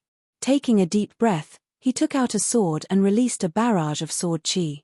Before the barrage of sword chi could strike the phosphor-armored beast, the latter seemed to have already noticed the presence of intruders and swiftly rose to its feet. With a sweep of its thick tail, a ferocious gale was whipped up within the cavern. It's indeed a high-tier god, Zhongxian remarked as he dodged the attack with a grim look on his face. Knowing that it would be dangerous for him to hold back against an opponent so much stronger than him, he chose to use his strongest technique without any hesitation. A heart of intertwined thread. In an instant, his sword chi swiftly intertwined together to form something reminiscent of a fishing net as it fell upon the phosphor-armored beast. What a formidable sword art, the young man behind Zhongxian exclaimed in wonderment. He had been wondering what kind of trump card Zhongxian had that allowed him to confidently confront the phosphor-armored beast despite the obvious gap in their fighting prowess. Upon seeing the sword art, he realized that even though Zhongxian was only a low-tier god, his true fighting prowess was comparable to most high-tier god. Roar. Trapped by the fishnet made of sword chi, the phosphor-armored beast released a ferocious roar as it clawed at the net furiously. Through its devastating might, it was able to free itself within seconds. As soon as it regained its mobility, it immediately charged at Zhongxian with terrifying momentum and tore its claw down upon him wrathfully. Having seemed to have foreseen its attack, Zhongxian calmly took a step back to dodge the claw swipe.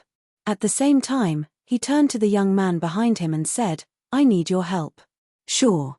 That's what I'm here for, right?" The young man seemed to have been waiting for those words. He propelled himself forward with a powerful forward leap to send a punch right into the guts of the phosphor-armored beast.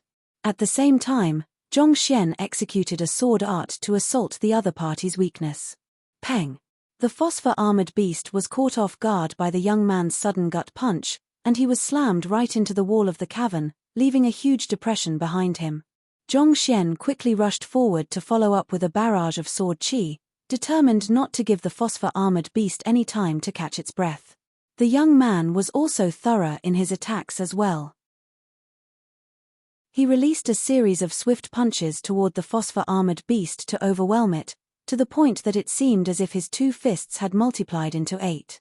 On top of that, his body was also surprisingly resilient. In the midst of its desperate struggles, the phosphor-armored beast struck the young man twice, but it actually did not even leave a scratch on the latter. Within 10 breaths, the phosphor-armored beast realized that there was no way it could win the battle. After spurting out a puddle of fresh blood, it rushed out of the cavern and disappeared into the darkness of the night in the blink of an eye. Great! Seeing the puddle of blood that it had left behind, Zhongxian heaved a sigh of relief and hurriedly stored it into a jade bottle. After he was done, he turned to the young man and clasped his fist.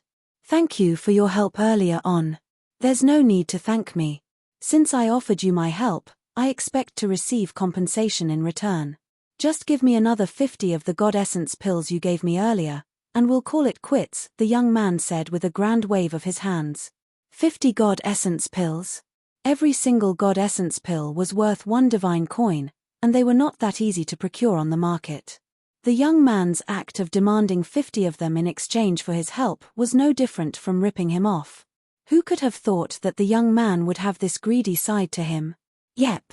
If I hadn't helped you earlier, you definitely would have been killed. Don't you think that your life is at least worth 50 God Essence pills? The young man asked. I am just an ordinary cultivator, so how could I have that many God Essence pills on me? How about this? I'll give you all 10 God Essence pills I have with me at the moment. Zhongxian said. You are saying that you only have 10 God Essence pills?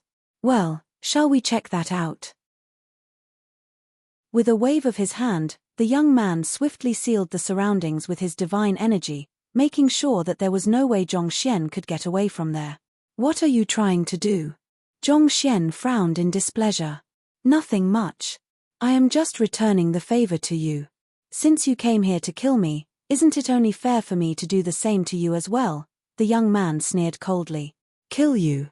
What do you mean by that? I saved your life earlier. Saved my life? Ha ha ha. The young man burst into laughter. Didn't you mention earlier that you came here to hunt the phosphor-armored beast? Zhongxian nodded in response.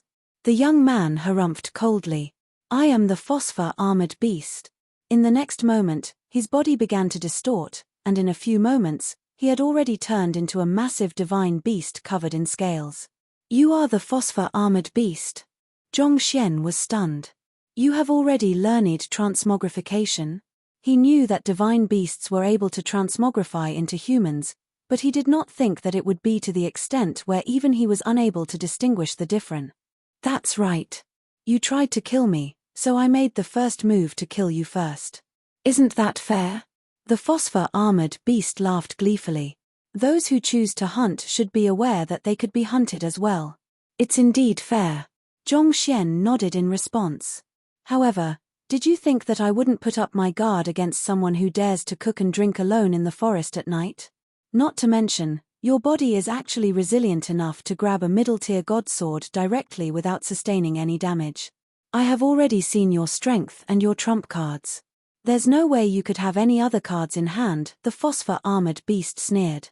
The reason it had brought Zhongxian over to fight the divine beast earlier was to see how powerful Zhongxian was. After seeing that the latter did not have anything much other than his swordsmanship, it heaved a sigh of relief and decided to make its move. I don't deny that I don't wield the strength to defeat you, but it's unfortunate that you ate something that you shouldn't have a moment ago, Zhongxian said as his lips curled up mysteriously. Pang! The next instant, the phosphor-armored beast suddenly widened its eyes, and cold sweat began dripping down its forehead. An excruciating pain coming from its stomach caused its massive body to tremble uncontrollably. Chapter 21-22 Pledge your loyalty to me. The god essence pill you gave me was poisoned? The body of the phosphor-armored beast stiffened as it swiftly realized what was going on. From the start to the end, it had only eaten a god essence pill given by Zhongxian. Back then, it had made sure to inspect it carefully, and only after confirming that there was nothing wrong did it swallow the pill. Did the other party really put something in it? But just what kind of poison could it be that would cause it to feel as if the entire heavens were crashing down on it, to the point where the phosphor-armored beast was even losing its will to retaliate? You are quite smart after all, Zhongxian replied. As someone who had risen to the top of the Master-Teacher continent and the Forsaken continent, he had been through so much that anyone who dared think of him as a naive little boy would eventually regret underestimating him dearly. A human who dared to openly eat and drink in the woods in the middle of the night, such a situation was practically shouting dubious at him. For this reason, he had prepared a hand. In the god essence pills that he had given to the other party, he had made sure to infuse several surges of his Heaven's Path Zhenqi into them. If the other party did not show him any ill will, the Heaven's Path Zhenqi would help him clear up his blocked meridians and remove any bottlenecks that stood in his way. The unique nature of the upgraded Heaven's Path Zhenqi would aid him in preserving his youth as well. It would have been a huge fortuitous encounter for him. On the other hand, if the other party had other intentions in mind, the Heaven's Path Zhenqi would turn into lethal poison in an instant, scourging every nook and cranny of his body, inflicting unbearable pain to him. Ha ha! Ha ha ha! I never thought that I would be outwitted like that. However, it's still too early for you to relish in your victory. The gazelle meat and the wine you had earlier have my poison as well. I guess we'll just have to trade antidotes, the phosphor-armored beast sneered with gritted teeth. The meat and wine were poisoned? Zhongxian shook his head. Do you expect me to believe such words? On top of everything else, he was a poison master. He could easily tell whether something was poisoned or not. It was obvious that the phosphor-armored beast was trying to fool him. My wine is indeed free of poison, but it's brewed using a special kind of fruit. It's only suitable for us phosphor-armored beasts. If anyone else ingests it, while it won't cause too much of a problem initially, within half a day, his body will be completely covered in scales. An unbearable itch will quickly spread throughout his entire body, making you know what it means to live a life worse than death, the phosphor-armored beast said. As long as you give me the antidote to your poison, I'll teach you how you can cure the poison. Not only so, I'll allow you to leave safely as well. There's no need for that, Zhongxian interjected sharply. You don't believe me? No. On the contrary, I believe everything that you have just said. Thanks to your reminder, I have just managed to cure the poison, Zhongxian replied. The phosphor-armored beast widened its eyes in disbelief upon hearing those words. Then, it quickly shook its head and smiled. I know what you are doing. You are trying to bluff me. It won't work. Seeing how the phosphor-armored beast was still deluding itself, Zhongxian sighed deeply and said, Your wine is brewed using the Zizhen fruit found only within this valley. It's the key source of nourishment that ensures the resilience of your scales, and it underscores for that reason that you aren't able to leave this valley. You know that your unparalleled defense will become a joke if you don't have the Zizhen fruit anymore. You. The phosphor-armored beast was stunned. Was the young man a monster? How could he know a secret which it had been hiding all this while? The city lord of Twilight City had tried to tame it once, and the terms that he had offered it were truly generous. If it had been in the past, it would have surely turned down the offer without any hesitation. However, in this generation of receding spiritual energy, it knew that it would only grow weaker and weaker if it remained in this valley. There was no future for it there. Nevertheless, it had still chosen to turn down the city lord's offer, and it was all because of the Zizhen fruit. This fruit was the key to its superior defense. As long as it continued to consume it, it would become stronger and stronger. However, once it stopped its consumption of the fruit, its scales would slowly lose their resilience, thus stripping it of its key strength. Furthermore, the Zizhen fruit could only be nurtured using its blood. Once it left the Valley of Falling Clouds, the Zizhen fruit would swiftly wither and die.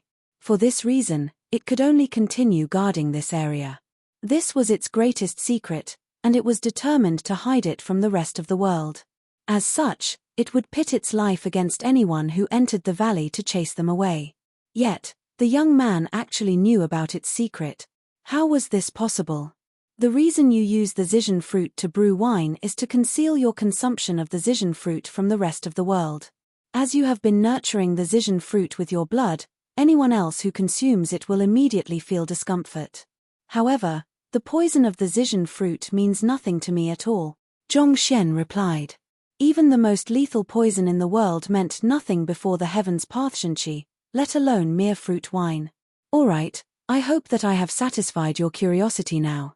Zhongxian clapped his hands together as he sat down on the stone pedestal where the massive divine beast had been sleeping earlier. With a nonchalant look on his face, he said, I'll give you 2 choices. Give me 100 Zizhen fruits and 2 liters of your fresh blood. Of course, I don't intend to make you do it for free. I'll give you 20 God Essence pills, and you can be assured that none of them are poisoned this time around. Otherwise, you can slowly feel your life wilting away with the poison. I can absolute guarantee that no one other than me is capable of lifting that poison. Even if you beg God Monarch Chenkuan for help, there's nothing he can do to save you. Darn it. I'll kill you, the phosphor-armored beast roared furiously as it charged forward to rip the young man into pieces. However, before it could even move, it suddenly felt its body tensing up. Before it knew it, the poison within its body had sealed off all its meridians, preventing it from exerting the slightest force at all. What the? How is this possible? Just what kind of poison did you feed me? The phosphor-armored beast exclaimed in fear. There were many experts who had tried to tame it in the past, and some of them had resorted to poisoning it. For this reason, it was considerably well versed with the most types of poisons. Through its superior constitution, it was able to nullify the effects of most poisons. But shockingly, it actually found itself completely helpless against the young man's poison. You are asking something that you don't need to know about. I have already given you 2 choices. You should know that I am giving you an opportunity here. Even after your death, I will still able to gather your blood and the Zizhen fruits without any difficulties, Zhongxian replied. The complexion of the phosphor-armored beast turned incredibly ugly. It hated to admit it, but the young man was right. Once it was dead, the young man could simply do whatever he wanted with it.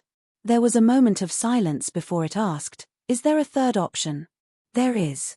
With his hands behind his back, Zhongxian stood up and said, Be my tamed beast and provide me your blood whenever I need it. In exchange, I'll show you the way out of the Valley of Falling Clouds without compromising your defensive ability. Not only so, I'll even help you overcome your bottleneck and become a celestial god. Ha! Big words, but that's impossible, the phosphor-armored beast scoffed. As a beast that had already transmogrified, it was more than capable of sneaking into human cities. With its strength, it would easily be able to earn enough money for it to enjoy a decadent life. However, it knew that everything would swiftly unravel once it lost its unparalleled defense. As such, it had been looking for a way out all this while, and it had even snuck into Twilight City many times in hopes of finding a cure, but it could not even find a speck of hope. It was hard to believe that some 20-year-old would be able to do it. Not to mention, the other party even said that he would help it become a celestial god. If it was that easy to become a celestial god, there was no way the City Lord would have been the only one to reach that level in Twilight City. There's nothing impossible about it, Zhongxian replied with a confident glint in his eyes. He tilted his head up confidently and looked at the phosphor-armored beast deeply as he spoke. The Zizhen fruit strengthens your defense, but you should also be aware that its side effects are severe. As long as you stop consuming it, you will be consumed by an irrepressible itch, putting you in great agony. It's like a drug. Once you start, you will be forever bound by it. Even if you know about its properties, what can you do about it? The phosphor-armored beast replied coldly. It went without saying that it understood all of that as well, but it still had not been able to find a solution to it even after so many years. If it had been able to free itself from the restraints of the Zision fruit, it would have long done so. All things in the world are complementary to one another. Where a venomous snake roams, an antidote can often be found within 7 steps. There's bound to be something that can nullify the side effects of the Zision fruit, and the key for you to become a celestial god lies in that something. Over the years, your meridians have lost their flexibility due to the toxins in the Zision fruit, resulting in your inability to channel your divine energy properly, Zhongxian said. How did you? The phosphor-armored beast was going to ask how the young man knew about it, but thinking about it, it seemed like a meaningless question. All its secrets seemed to have lost their veil of secrecy before the young man's penetrating gaze. So, it sighed deeply and nodded. Yes, you're right. Many years of consuming the Zision fruit had resulted in the loss of flexibility of its meridians, resulting in its inability to expand and contract freely. As a result, it was much harder for the phosphor-armored beast to control the flow of its zhenqi. In the pursuit of perfection, it was inevitable that one would have to give up something. For the phosphor-armored beast, it was its control over its divine energy. While the Zision fruit toughened its scales and made it impenetrable, it had also induced the hardening of its meridians. If you were able to control your divine energy as finely as you did before, do you think that you'd be able to become a celestial god? Zhongxian asked. Of course, the phosphor-armored beast replied in agitation. The foundation that it had built up over the years was already more than enough for it to make a breakthrough. The only issue was that the inflexibility of its meridians made it impossible for it to channel its divine energy fast enough to overcome its bottleneck. I can solve that problem for you, Zhongxian replied calmly. Then, he snapped his fingers lightly. Tzz. The poison that had sealed off its divine energy and inflicted excruciating pain suddenly turned into a tonic that nourished its meridians. Swiftly, its hardened meridians began to loosen up, regaining the flexibility it used to have. At the same time, the various blockages within its body also cleared up. The phosphor-armored beast widened its eyes in disbelief. The young man was actually able to turn the lethal poison in its body into tonic with just a single thought, and it actually achieved something it had not been able to do so despite decades of effort. This was unbelievable. Feeling the regained flexibility of its meridians, the phosphor-armored beast quivered in excitement. Everything that it had wanted was within its grasp. As long as it drove its divine energy, it would be able to reach the level it had been dreaming of. Yet, just as it was about to do so, its flow of divine energy suddenly ground to a halt. Hula! Its meridians became stiff once more, and the bottleneck in its cultivation suddenly reappeared. What was within its grasp moments ago suddenly grew distant once again. It had just felt as if it had the world in its hands, but in the next moment, the world came crashing down. The vast contrast between the two feelings left it feeling so frustrated that it could have exploded on the spot. Seeing this, Zhongxian chuckled softly and said, "The energy I have planted in your body is too weak. It can only sustain you for a short period of time. However, I have already proved to you that I am not making empty promises. The choice is in your hands." The Heaven's Path Zhenqi could indeed loosen its stiffened meridians, allowing it to regain its flexibility. However, such a change was temporary. Besides, there was no way Zhongxian would allow the phosphor-armored beast to make a breakthrough before it had made its choice. The phosphor-armored beast fell silent. All the doubts it had harbored regarding the credibility of the young man's words had been shattered when its meridians regained their flexibility.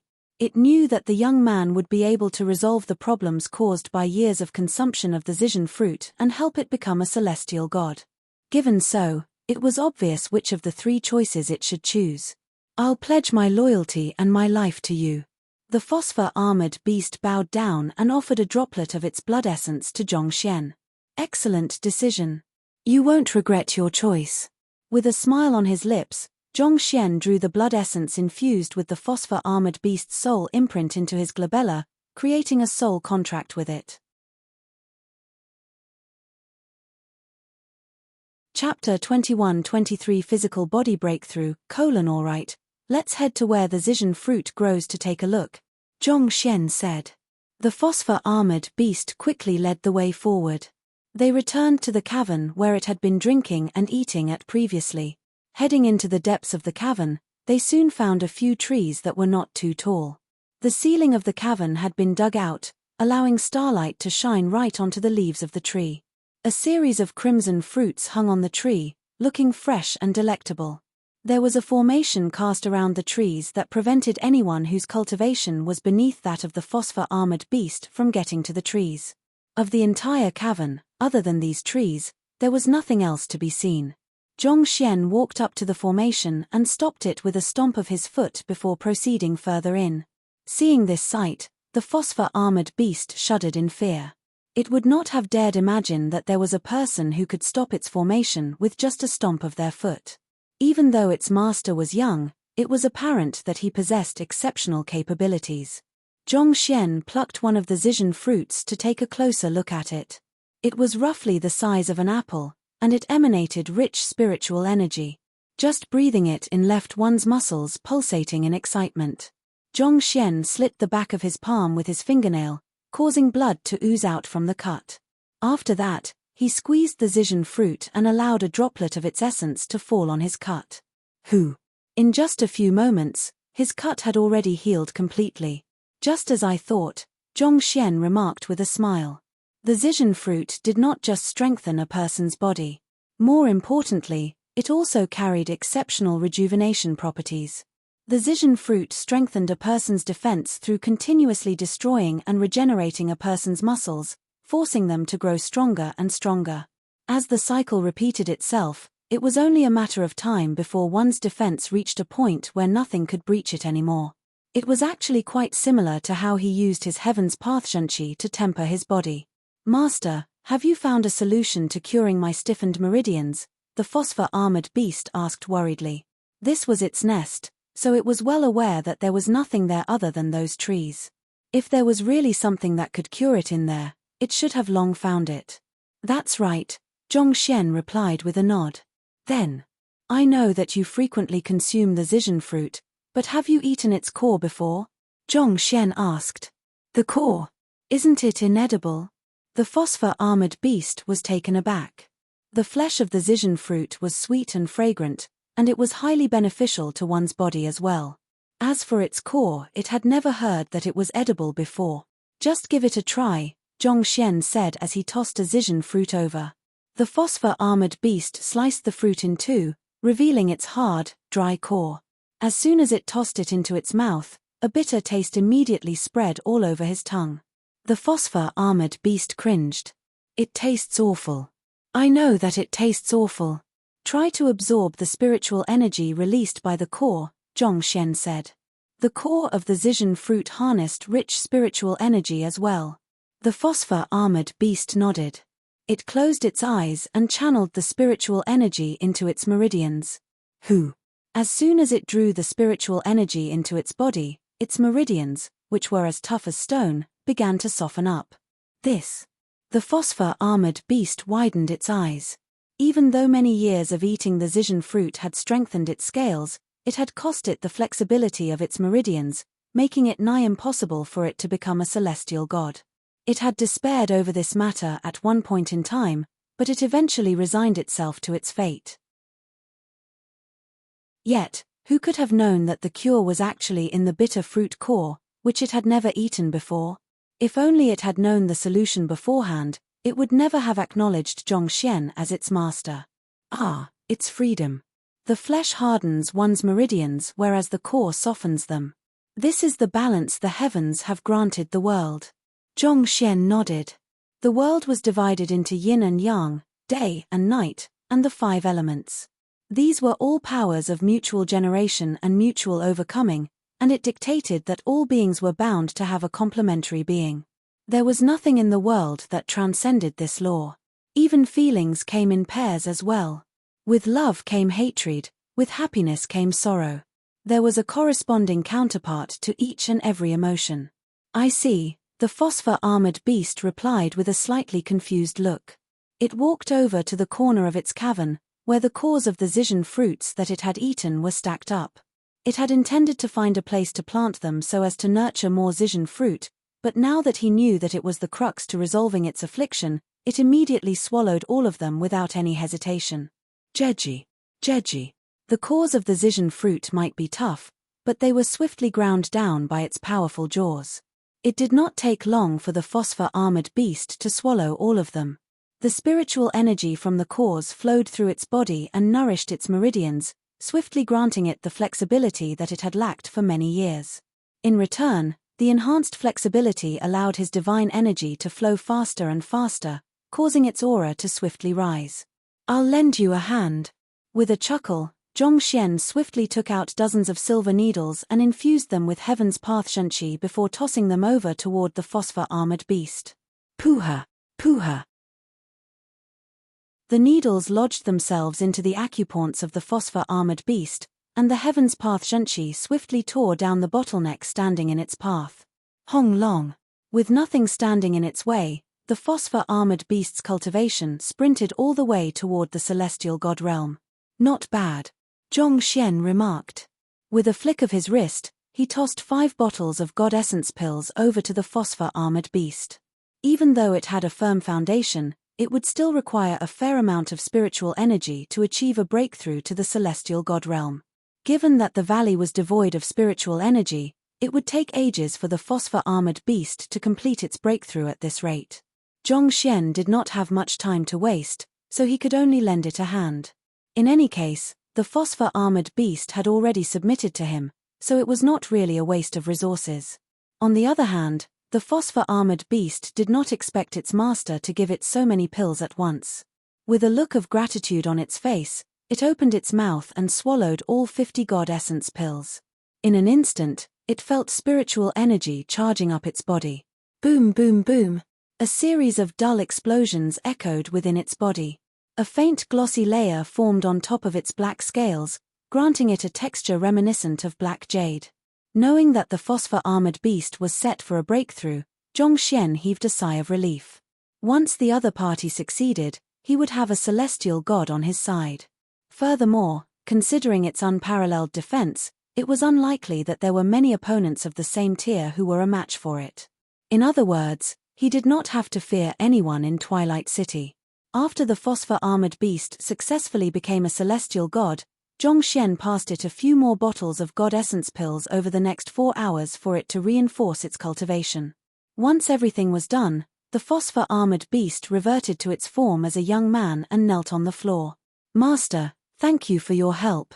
It had previously felt as if it had been coerced into becoming the young man's tamed beast, and that had made it feel incredibly indignant. However, such emotions had completely vanished from its mind, leaving nothing but relief. "There's no need to stand on ceremony. Give me some of your blood. I need to temper my physical body," Zhongxian said.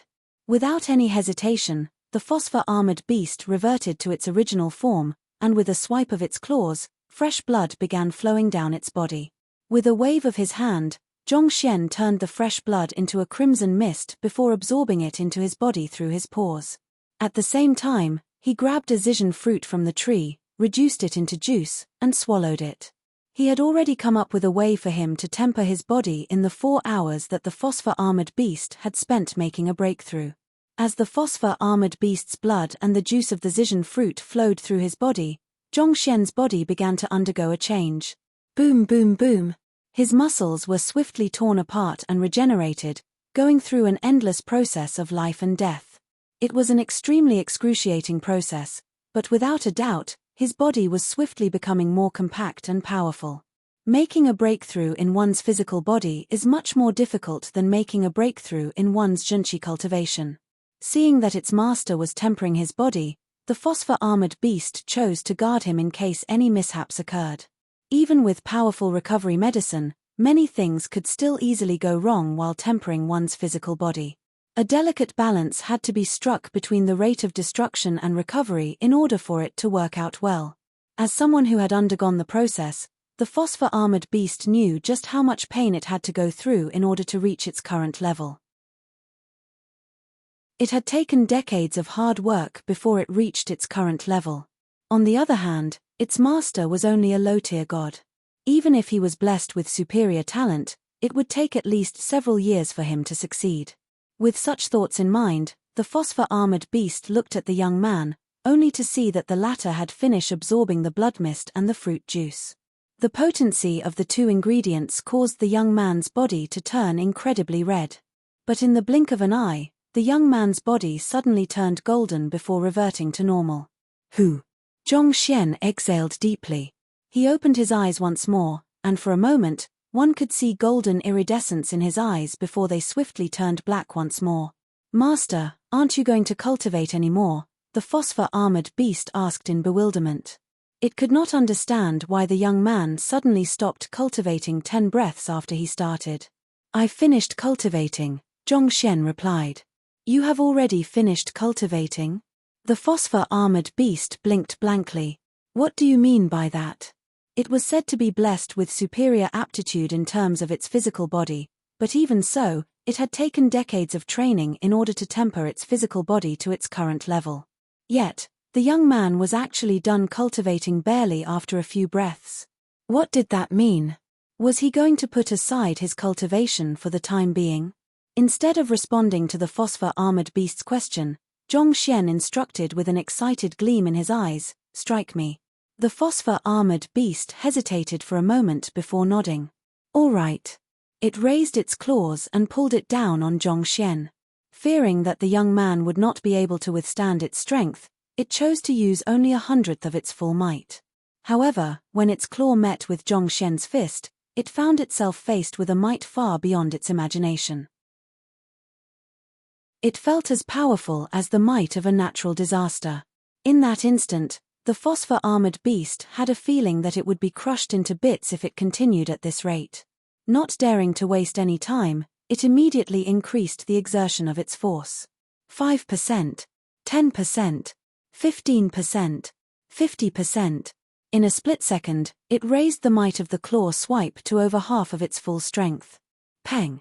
Nevertheless, the phosphor-armored beast was still sent crashing into the walls, causing a cloud of dust to fall from the ceiling.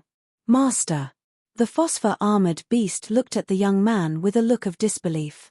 It had just seen the full extent of the other party's strength. It admitted that the other party's swordsmanship was indeed powerful, but when did he become so strong? Even though it had only used half of its strength, the young man was still able to send it flying into the distance. In terms of raw strength, that was an attack that even an average low-tier celestial god would have difficulty withstanding.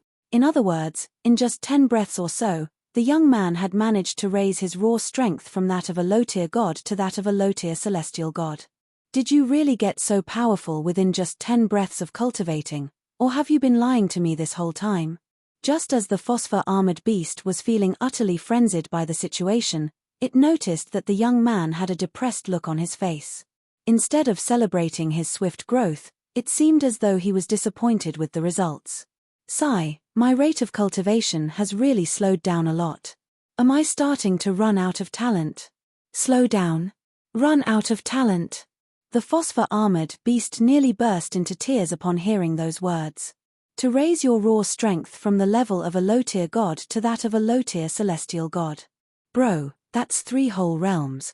Yet, you are complaining about slowness. Are you being serious, or are you trying to show off?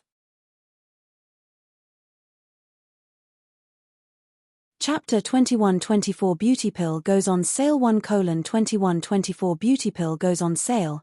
1. Zhong Xian was not trying to brag. Those were his honest feelings regarding his breakthrough. Even though it might appear that he had only cultivated for 10 breaths to the phosphor-armored beast, in truth, he had spent nearly 28 hours in the Great Codex of Spring and Autumn. He had needed a day in order to make a breakthrough. The flow of time in the Great Codex of Spring of Autumn was 10,000 times faster than that in the firmament. As long as he immersed his consciousness into it, he would be able to hasten the flow of his divine energy in the real world, allowing him to cultivate much faster than before. It was for this reason that the artifact was so overpowered.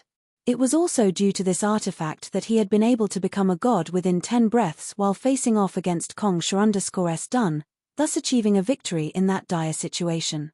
Given his past experience of cultivating using the Heaven's Path golden body, He had thought that it would only take him 2 to 4 hours in order to advance a single cultivation realm, but it had actually taken him an excruciating 28 hours in order to get to advance from low-tier god to high-tier god.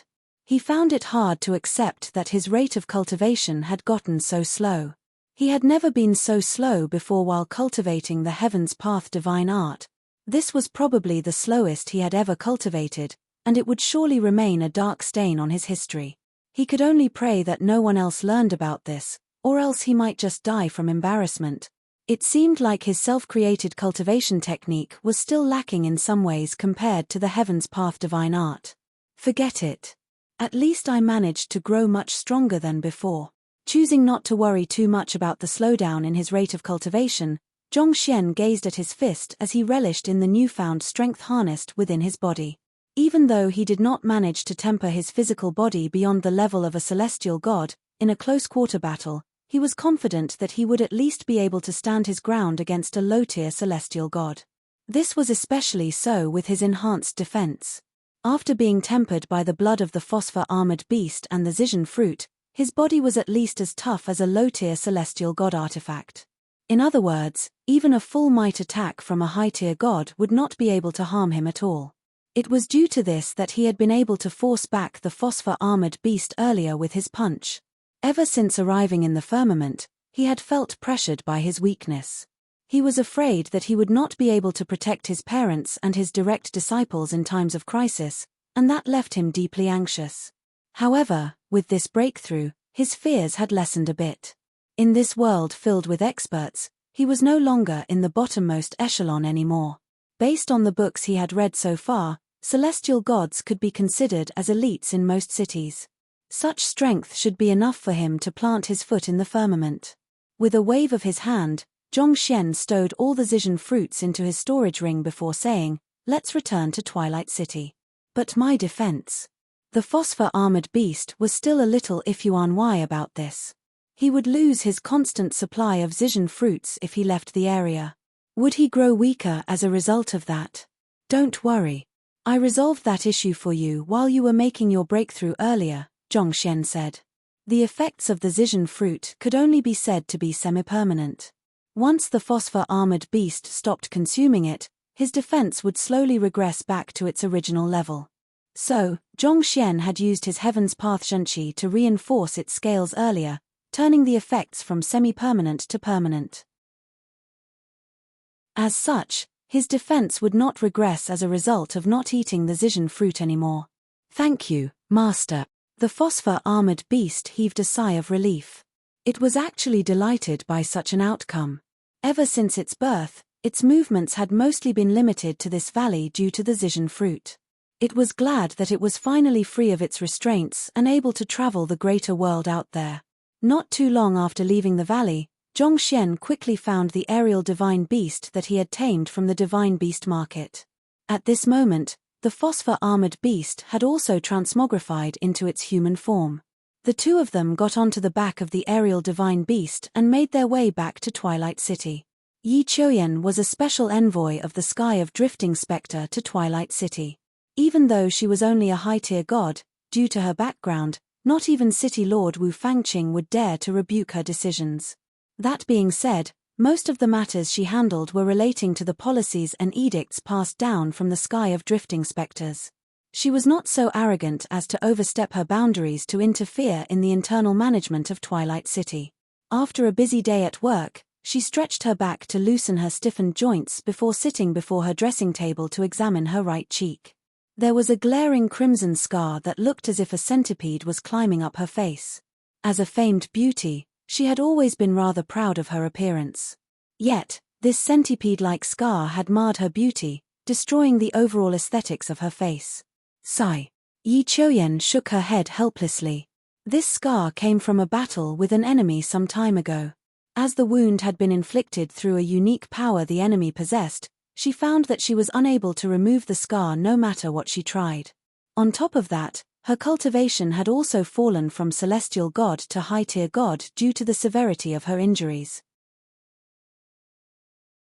Eventually, she had chosen to leave Royal City to serve as a special envoy in this remote city. She quickly dolled herself up a little before covering her face with a veil. Walking out of her room, she glanced at the elder standing guard outside and asked, "How is the investigation going?" The elder clasped his fist and replied, "Envoy Yi, I have confirmed the existence of a black market within Twilight City.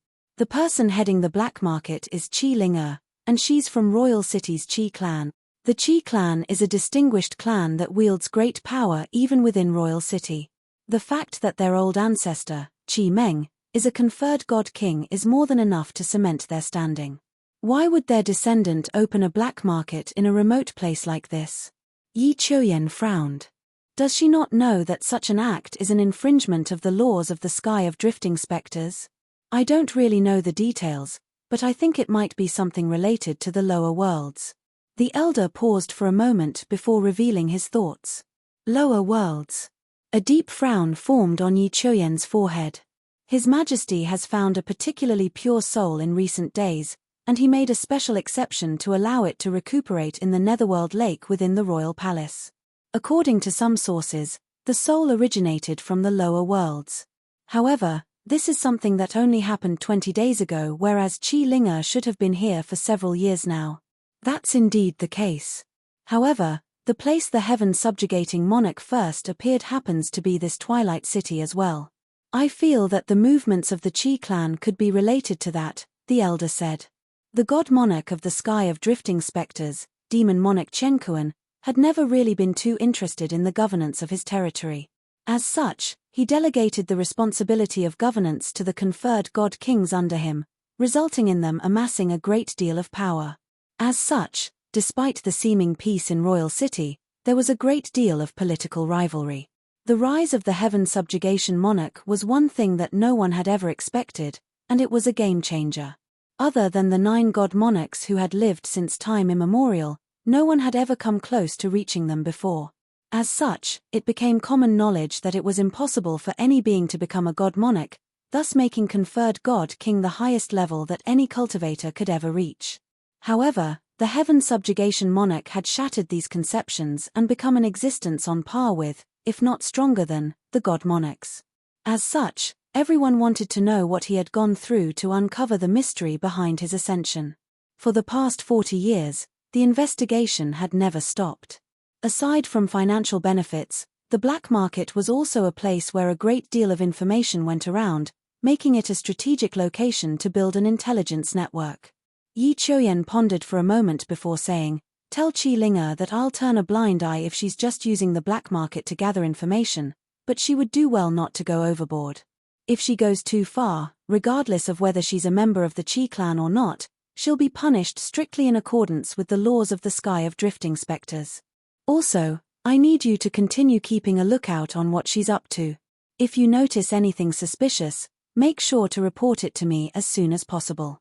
It was true that the Qi clan was a powerful faction in Royal City, but she was the special envoy in Twilight City. She represented God Monarch Chenkuan himself. No matter how powerful the Qi clan was, they would be wise not to supersede her authority here. There was no greater sin in the world than sullying the honor of a god monarch. This was something that anyone who had any semblance of common sense in the firmament would know. "I understand." The elder nodded before walking out. Some time later, the elder returned with a perplexed look on his face, suggesting that he had just uncovered news that even he could hardly believe to be true. "Envoy Yi, Qi Ling isn't in the underground black market at the moment. Instead, she's in the Twilight Market." Twilight Market? Yi Chuyen was surprised by the news as well. What in the world was the boss of the underground black market doing in the authorized marketplace of Twilight City? Was she trying to wash her hands clean and retire from the underground world? She has gathered some of the more distinguished female cultivators in Twilight City, and it seems like she's going to sell something. "I think it's called the beauty pill," the elder said.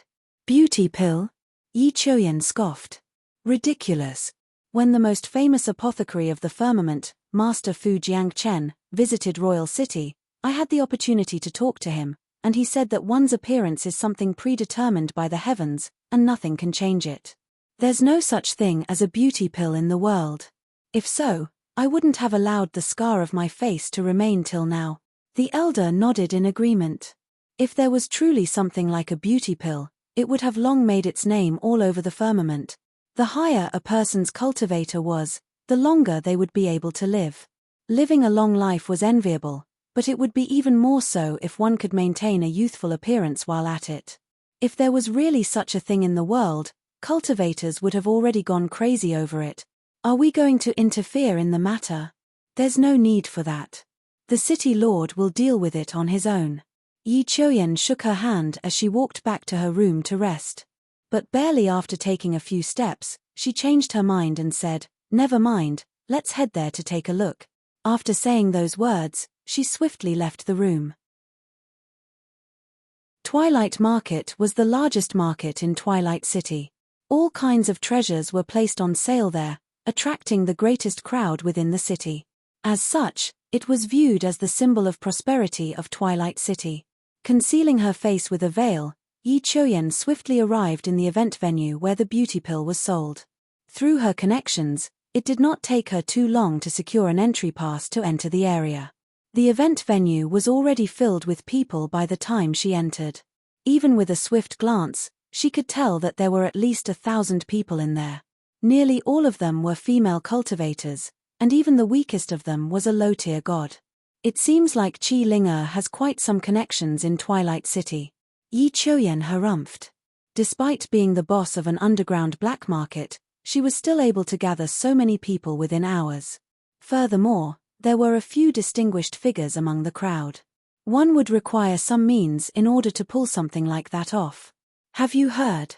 It seems like the beauty pill is going on sale today. Is there such a pill in the firmament? I have never heard of it before.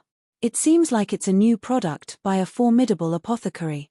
It's still too early to tell whether it's real or not. I just came by to join in the commotion. There was a slight hint of anticipation and curiosity in the atmosphere. It would appear that most people had gone there out of curiosity to see what was going on. "Ladies, may I have your attention?" A shout echoed from the forefront of the room. Following that, a tall and beautiful lady walked onto the stage with widened strides. It was none other than Qi Ling'er. Taking a seat on a posh chair placed on the stage, Qi Ling'er got straight to the point. "You must be curious as to why I have gathered all of you here today." She immediately caught everyone's attention with her confident demeanor. "I live by the motto that everyone's time is precious, so I won't bother boring you with unnecessary pleasantries. As you might have heard, my apothecaries have recently forged a new kind of pill that is particularly effective in beautifying a person's appearance. So, I have invited all of you here today in order to demonstrate the effectiveness of the beauty pill to you. If any of you are interested in it, you may approach me after the event to make reservations." After saying her piece, Qi Ling'er calmly raised her hand, and a lady swiftly carried an elaborately ornate box onto the stage. The box was made of the precious ink jade, which was well known for its ability to completely seal off spiritual energy. This made it ideal for storing precious medicinal herbs or pills without degrading its medicinal effects. However, this material was extremely rare and expensive to purchase as well. Just the one over there would likely cost at least 10 divine coins. Qi Ling'er rose to her feet and opened the box. There was a pill placed neatly within that emanated concentrated spiritual energy. "Isn't that just an ordinary God essence pill?" A middle-aged lady among the crowd stood up and berated Qi Ling'er. "Not to mention, it's a low-tier one. If that's the beauty pill you're talking about, I must say that you are really taking us for fools." Chapter 21-25 Beauty Pill goes on sale 2:21-25 Beauty Pill goes on sale 2. Indeed, that's the God Essence pill. Our clan has been producing God Essence pills for decades now, so there's no way I could be mistaken about that. Even though I knew that it's likely an exaggeration, I still came here with some anticipation. Yet, the organizer is trying to fool us with a mere God Essence pill. Does she take us for bumpkins? The rest of the crowd also swiftly realized the same thing, and furious voices echoed through the crowd. Seeing such a sight, Yi Chuyen frowned. As an ex-celestial god who had come from Royal City, she possessed a sharp eye. No matter how she looked at it, the thing inside the container was definitely the most ordinary low-tier god essence pill. There was nothing special about it. Qi Ling'er should be a pretty smart person considering her accomplishments so far, so it was hard to imagine that she would make a fatal mistake like this. A female cultivator stood up and spoke with raised eyebrows. Based on what I know, not even the apothecaries in Royal City have been able to produce anything close to a beauty pill. Miss Qi, I hope that you haven't invited all of us here just to look at a mere god essence pill. I expect you to have a satisfactory explanation for this. This female cultivator was a high-tier god. Even though she had barely reached the realm not too long ago, the fact that she had reached this realm was more than enough to make her one of the top elites of Twilight City. After all, even the principal of Twilight Academy had only reached this level of strength. Like you mentioned earlier, our time is precious. You'd better have a good reason for this. Voices of agreement echoed through the crowd. Quiet down. Do you think that I, Qi Ling'er, would have gathered all of you here over a mere god essence pill? Qi Ling'er's authoritative voice suppressed the chaos happening in the room. Rest assured, I have no intention of sullying my own reputation. Men. She raised her hand and beckoned her subordinates beneath the stage. Hula. The subordinates quickly brought a divine beast onto the stage. Gedung. Upon seeing the divine beast, everyone's heart skipped a beat. It's a high-tier god realm divine beast, lava python. This divine beast lives within the lava, making its body unbearably hot. It's said to be an extremely difficult foe to deal with due to its ability to freely spit flames. Why is she bringing such a beast on stage? It'll be a huge problem if someone's burned by its flames. My close friend had her arm burned by that fellow. She used all sorts of medicinal herbs in order to heal her scars, but 20 years have passed since then, and her scars show no signs of disappearing. The divine beast that had been brought into the room was exceptionally notorious in Twilight City. It was one of the more difficult flame attribute beasts to deal with. Judging from your reactions, I reckon I need not explain the ability of this divine beast. Is there anyone among you who wishes to fight with it? Qi Ling'er asked with a smile. The crowd immediately frowned. It was a known fact that divine beasts were usually stronger than cultivators of the same realm. Given that the enemy was a high-tier god realm divine beast, there was probably no one in the event venue who would stand a chance against it in a one-on-one. If no one is going to volunteer, I'll just have to use my own people. I hope that none of you will view this as an act of cheating, Qi Ling'er said. The female cultivator who had spoken earlier harumphed. With so many eyes on you, it'll be hard for you to cheat even if you want to. Hurry up and do whatever you are planning to do. Don't waste our time. Since Madame Chen has already said so, I won't stand on ceremony then. Qi Ling'er raised her hand and beckoned. Voila! A young lady walked over to the lava python. Her body was shivering, but she took a deep breath and forced herself to remain rooted to the spot. Begin, Qi Ling'er ordered. Hula. The lava python suddenly released a furious cry and opened its massive mouth. A searing bundle of flames immediately poured out of its mouth, incinerating the young lady. A moment later, when the flames vanished, the young lady's body was completely covered in burns. She collapsed to the ground due to the severity of her injuries. At the same time, her delicate skin was completely ruined as a result of the flames, causing her to look a little frightening. Qi Ling'er, what the hell are you doing? Yi Qiuyan roared in fury. That woman was really making light of a person's life. Regardless of whether that lady was her subordinate or not, or whether they had some sort of deal with one another, Qi Ling'er was going overboard by using a divine beast to ruin a person's life like that. That was a major infringement of the rules of the firmament and Twilight City. Just this act in itself was enough to warrant Qi Ling'er's arrest and subject her to heavy punishment. Seeing the pale faces all around the room, Qi Ling'er quickly waved her hand and said, "Please calm yourselves. I have no intention of harming anyone. Since I have subjected her to the flames of the lava python, it goes without saying that I have my means of fully treating her. Madam Chen, you come from a clan of apothecaries, and your husband, Chen Yixiong, is the most famous apothecary in Twilight City. May I know if you know of any ways that this young lady can be treated?" Madam Chen pondered for a moment before shaking her head. The flame of the lava python isn't just any normal flame. Once the fire toxin seeps into one's body, even high-tier gods will have trouble trying to expel it from their body. I'm afraid that I don't have any good remedies for this. What about Madame Liu? Your husband, Liu Mingyang, is the best physician in Twilight City. Do you have any ideas on how this young lady can be treated? Qi Linger continued asking around. There's no way at all. The fire toxin is hard to expel, so there's nothing much I can do, Madame Liu replied. Allow me to extend the question to the rest of you. Is there anyone who knows of a way to treat that young lady over here? Also, in case there are any skeptics among the crowd, may I verify with the professionals here whether there is a possibility that we could have faked the fire toxin to put on an act? Qi Linger continued. We aren't able to treat such a condition. The crowd shook their heads. There was no way they would be able to resolve an illness that even Madame Chen and Madame Liu were helpless before. As for faking the fire toxin, that was even more impossible. The lava python was right before their eyes, and they had witnessed just how vicious the flames were. There was no one here who had not felt the searing heat released by the python's mouth earlier. No matter how one looked at it, there was no chance that this was a staged ploy. Since we have a consensus, allow me to proceed to treat her. This will be a good opportunity to showcase the potency of the God Essence pill that you have been talking about.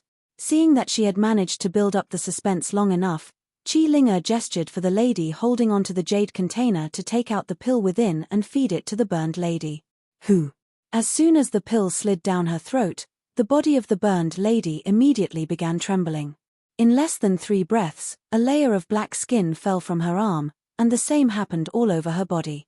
Qi Linger raised her hand once more, and another subordinate rushed forward to clean the burned lady's body with clean water. As the latter's body was rubbed clean, a layer of delicate skin was revealed beneath the black skin. Everyone was stunned. All of them had witnessed how the lady was nearly burned to death. But just by consuming the beauty pill, not only did she manage to recover from her burns, all the bum marks vanished without a trace. In fact, the lady's skin seemed to be much better than before, almost as if it had all been a magic trick. How did this happen? Was it because the lady had eaten that God Essence pill? Were its effects really that great? The surroundings fell silent. Even those with the loudest criticism earlier had nothing to say anymore. Everyone was simply too shocked to even say a word. Satisfied by the astounded looks all around her, Qi Linger continued with her introduction. These are the effects of the God Essence pill forged by our apothecary. Not only does it beautify one's appearance, it can also heal scars and help to preserve one's beauty. This miraculous pill will be sold at a price of 1,000 divine coins each. If you reserve some doubts regarding its effectiveness, you can consume it on the spot and pay only after the pill takes effect. Due to the difficulty in producing them, we were only able to prepare 20 pills for the first sales, and we have already used one of them here. In other words, there are only 19 of them left. If you were to miss out on this opportunity, I can't guarantee when there will be new stock. My goodness, that pill costs 1,000 divine coins each? That's daylight robbery. Everyone was bewildered. Even Streak of Grey, despite years of plundering from merchants, was only able to accrue a wealth of several hundred divine coins. Yet, a single pill cost 1,000 divine coins. This was ridiculous. 1,000 divine coins is indeed overpriced, but she says that she only has 19 of them in hand. Once they're sold out, there's no guarantee whether there'll be a second batch. I thought that she might be a fraud, so I was watching everything very closely earlier. There's no way she could have played any tricks during the demonstration. Given the powerful potency of the pill, I think that charging 1,000 divine coins for it actually isn't too much. That's true. We have all aged, and our appearance isn't what it used to be. If I don't find a way to reverse it, it's only a matter of time before a foxy vixen succeeds in seducing my husband. By then, it will be futile no matter how much money I spend. Indeed. Those transmogrified foxes are bomb with seductive looks, making it hard to resist their advances. Fervent discussions could be heard here and there. Even though there were quite a few people who thought that the pricing was fair, That did not change the fact that 1,000 divine coins was a price beyond what most could afford. Qi Ling'er had made sure to invite only the wealthiest merchants and female cultivators in Twilight City, but it would still be difficult for them to fork out so much money on the spot. Seeing the looks of hesitation all around, the middle-aged lady standing behind Qi Ling'er whispered worriedly into her ear, "Young mistress, don't you think that the price is a little too high?" This was a price that was set arbitrarily by Qi Ling'er without discussing with anyone, so she had only learned about it just a moment ago as well. "It's not high at all. I intend to push out the beauty pill as a high-end extravagant product. Don't worry. They would be willing to spend as much as it takes for them to preserve their youth," Qi Ling'er replied with a smile. She understood the mentality of those women very well. The desire for beauty was encoded in the genes of all humans. As cultivators became more affluent and lived longer lives, they would begin to become more concerned about their reputation and appearance. The only thing was that it had been impossible for them to change their appearance, at least till that very day. If an opportunity to become more beautiful appeared before their eyes, most of these people would surely grasp it. "I understand." The middle-aged lady nodded after seeing how confident Qi Ling'er was. "Are there no buyers?" After waiting for a while, there was still no one who was willing to step forward to buy the beauty pill. Despite that, Qi Ling'er did not look anxious in the least. The fact that they were staying meant that they were already hooked. All they needed was one last push. So, she turned her eyes toward Yi Chuyen and smiled. She calmly rose to her feet, walked over, and clasped her fist. "It's a pleasure to meet you, Envoy Yi." Yi Chuyen nodded slightly to acknowledge Qi Ling'er's presence, but she did not say anything else. "Since everyone is still harboring some reservations toward the beauty pill, I would like to invite Envoy Yi up to give it a try if it isn't too much trouble," Qi Ling'er said. "Envoy Yi, you can be assured that I won't charge you if the effects of the pill aren't to your satisfaction." Yi Chuyen frowned upon hearing those words. However, seeing that the other party did not mean anything else with those words, she pondered for a moment before nodding. "Very well." Qi Ling'er raised her hand, and a subordinate immediately carried another ink jade box over and opened it. Yi Chuyen first inspected the ink jade box carefully before picking up the god essence pill placed within and examining it. After ensuring that there was nothing amiss, she placed it into her mouth. "Hoo!" The pill melted as soon as it entered her mouth, and a surge of energy swiftly gushed through her body. Shortly after, she felt a tingling yet slightly numbing sensation on her right cheek. She subconsciously raised her hand to hold her right cheek, but at this moment, Qi Ling'er suddenly took out a copper mirror and offered it to her. She hesitantly accepted the copper mirror and looked at her own reflection. Even through the veil, she could tell that her skin was much smoother and more delicate than before. Furthermore, something that was there previously seemed to have disappeared. With trembling hands, she carefully removed the veil around her face. And she gasped. The glaring scar that had plagued her for many years had vanished without a trace. Not only so, she also looked 10 years younger than she did before. The difference in her appearance was so great that it was hard to believe that she was still the same person she had seen in the mirror earlier in the day. "How did you manage to do this?" Yi Chuyen could hardly believe her eyes.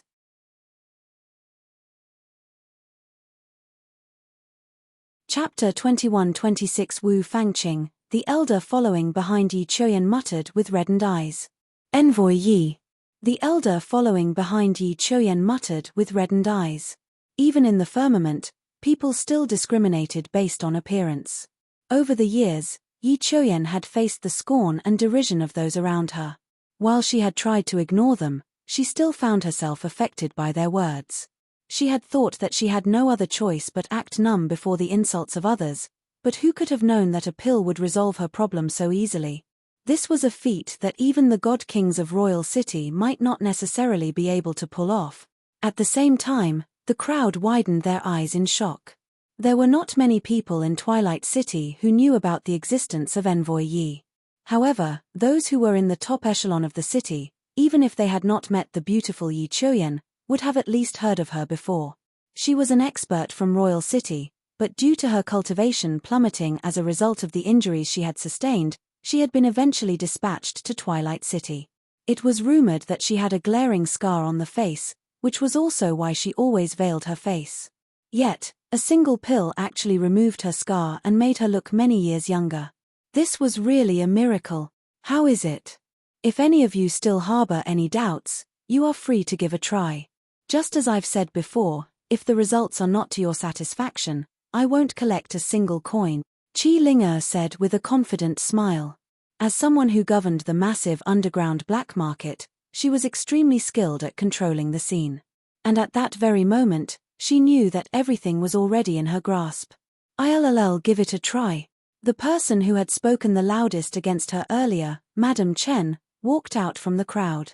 She had come from a family of apothecaries, and her husband, Chen Yixiong, was famed for being the greatest apothecary in Twilight City. Yi Chuyen took a closer look at the other party's appearance as she walked over. The other party appeared to be in her mid-50s. Even though she had taken good care of her skin, it was inevitable that there would be some signs of aging on her body. Madame Chen picked up a god essence pill and swallowed it. She closed her eyes in an attempt to feel the medicinal energy within it so that she could decipher the ingredients used to forge the pill. However, before she could discern anything, she was already hearing excited mutterings all around her. She quickly opened her eyes, only to see a lady in her early 30s staring back at her in the mirror. "This is me." Madame Chen trembled in disbelief as she hurriedly touched her own face. The person in the mirror was exactly how she had looked decades ago. Just by eating a single pill, her skin had regained its tension, and her appearance had regressed back in time. Was it really possible to forge a pill like that? Astonished, Madame Chen quickly drove her zhenqi to check if it was just an illusion that would disappear after some time, but the result of her inspection was that her body had really changed. The pill had not just made her skin smoother and younger than before. More than that, the traumas she had sustained before and the pill toxins that had accumulated in her body had all been cleared away as well. While her cultivation had not increased, her strength was much greater than before. It isn't just a normal beauty pill. It actually has powerful recovery effects as well, Madame Chen exclaimed in agitation. As a descendant from a lineage of apothecaries, she could immediately understand just how valuable the beauty pill was. Just its effect of beautifying one's appearance was already amazing in itself, but to think that it would aid in one's cultivation as well. It was definitely a bargain to buy such a pill for just 1,000 divine coins. "Madame Chen, how is it?" Qi Linger asked with a smile. "Ahem. The effects are excellent so far, but I still need to test it out a little to check if there are any side effects. As you know, potent pills tend to have some side effects." Madame Chen suppressed her excitement and replied nonchalantly, "That's true." The crowd nodded in agreement. It was common knowledge that the stronger the medicinal effect of a pill was, the more likely it would be damaging to one's body. Madame Chen's remark immediately left everyone wondering if there was some kind of fatal flaw in the beauty pill. Qi Linger frowned in response to Madame Chen's words. It was clear from the latter's expression earlier that she had already understood the effects of the beauty pill, but why was she playing the fool? "Madame Chen, may I know what kind of side effects you suspect it to have?" a person amid the crowd shouted out. "Well, I'm not too sure. I'll have to look into it carefully," Madame Chen said contemplatively. She turned to Qi Linger. "You have 18 beauty pills with you at the moment, right? Why don't you sell them all to me? I'll be able to research them with my husband to check how severe the side effects are. If we can resolve all the issues surrounding it, I believe that everyone will benefit greatly from it." "Is that so?" Qi Linger remarked as a mocking smile crept onto her lips. She had been wondering if there was really something wrong with the beauty pill, but it turned out that Madame Chen was just impressed by the effects and wanted to monopolize all of the current pills. Madame Liu also quickly noticed that something was amiss, so she stepped forward and said with a displeased look on her face, "You want to buy all of them? That won't do. I want to try it as well." "Me too. Give me one. I'll be taking this one then. Don't you snatch with me. I'll offer LL divine coins. I'll offer 1,200 then." None of those present were fools. As figures in the top echelon of Twilight City, they were able to swiftly discern Madame Chen's real intentions. There were only 18 pills available. If they did not make a move, who knew when else they would be able to secure a treasure like this? Under the panic buying, it did not take long for all 18 beauty pills to be sold out. Furthermore, the prices went up to as much as 1,500 divine coins, which was much higher than they had initially estimated. Seeing how such a small pill was able to be sold at such an astronomical price, the middle-aged lady could not help but look at Qi Linga impressed. As expected of the young mistress, her means were indeed extraordinary. There was no doubt that the beauty pill was an amazing product, but it would be all for naught without an effective marketing strategy. It was through emphasizing the limited quantity and showcasing its miraculous effects that the price had been hiked up so swiftly. Otherwise, even if they priced it at 500 divine coins each, chances were no one would even spare the beauty pill a glance. But within a single hour, they had managed to sell everything. On top of that, they had managed to build up the reputation of the beauty pill. The next time they put it out on the market, they could be assured that it would be sold out within moments. Yi Qiuyan was also looking at Qi Linga curiously. She had thought that Qi Linga was just all talk, but the effects of the beauty pill exceeded her wildest expectations. Just where in the world did Qi Linga manage to procure such a formidable pill? She had scoured Royal City, but she had not been able to find anything like this at all. Even when everything was happening before her, she still felt a little dreamy inside. Yi Qiuyan turned around and instructed the elder behind her, investigate it. Find the origin of the pill. I doubt that even conferred God King Qi Meng would have been able to forge something like that. Yes, I understand. The elder nodded before vanishing in the crowd. As the envoy to Twilight City, she had her own sources to gather intelligence within the city. In City Lord Manor, a middle-aged man wearing armor looked at the box in his hands with a deep frown between his eyebrows. City Lord Wu Fangqing. He was the father of Wu Xiaoxiao, the haughty young lady whom Zhong Xian had met previously. Is the pill really as effective as you say? Wu Fangqing raised his head to look at the middle-aged man before him. The elder standing before Wu Fangqing clasped his fist and said, "That's right. I witnessed it with my own eyes."